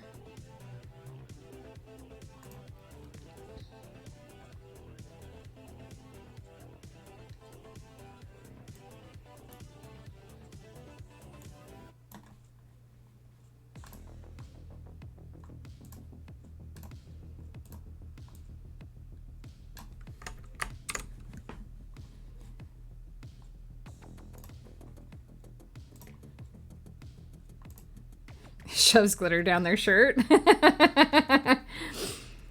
My husband Ghost Pepper hates glitter, but I have a little bag that I keep in my jewelry box of it's got a label on it that says emergency glitter, and whenever I'm having a really bad day, I take it out and very heavily consider just sprinkling it everywhere. I don't, because Ghost Pepper would lose his mind, but glitter makes me so happy I don't know why, but it just does. Oh, well, you're welcome. Ghost Pepper's great. He does game streams sometimes, but he also does Whiskey and World Building, where you can actually contribute details to his D&D Winds of Chaos world. And he did tell me that he is thinking about starting to do sprint-style streams as well in the future when he starts doing more world building again. So look forward to that. And also, I'm biased, but he's a sweetheart. So he's a Chaos Goblin. But he's a sweetheart. So let us start a raid.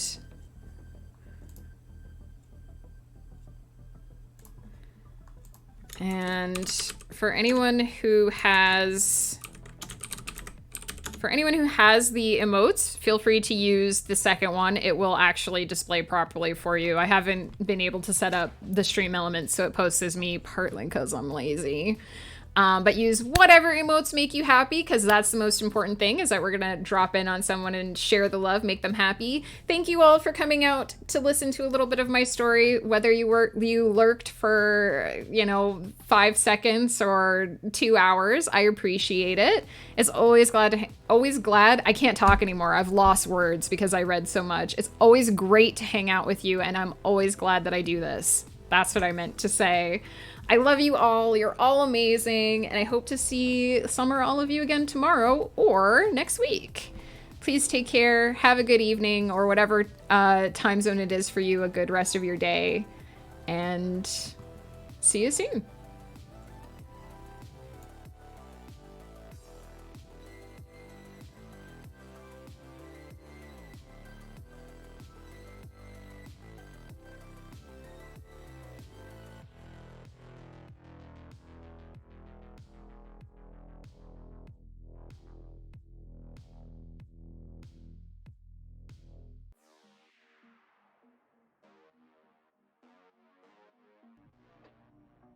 Did everybody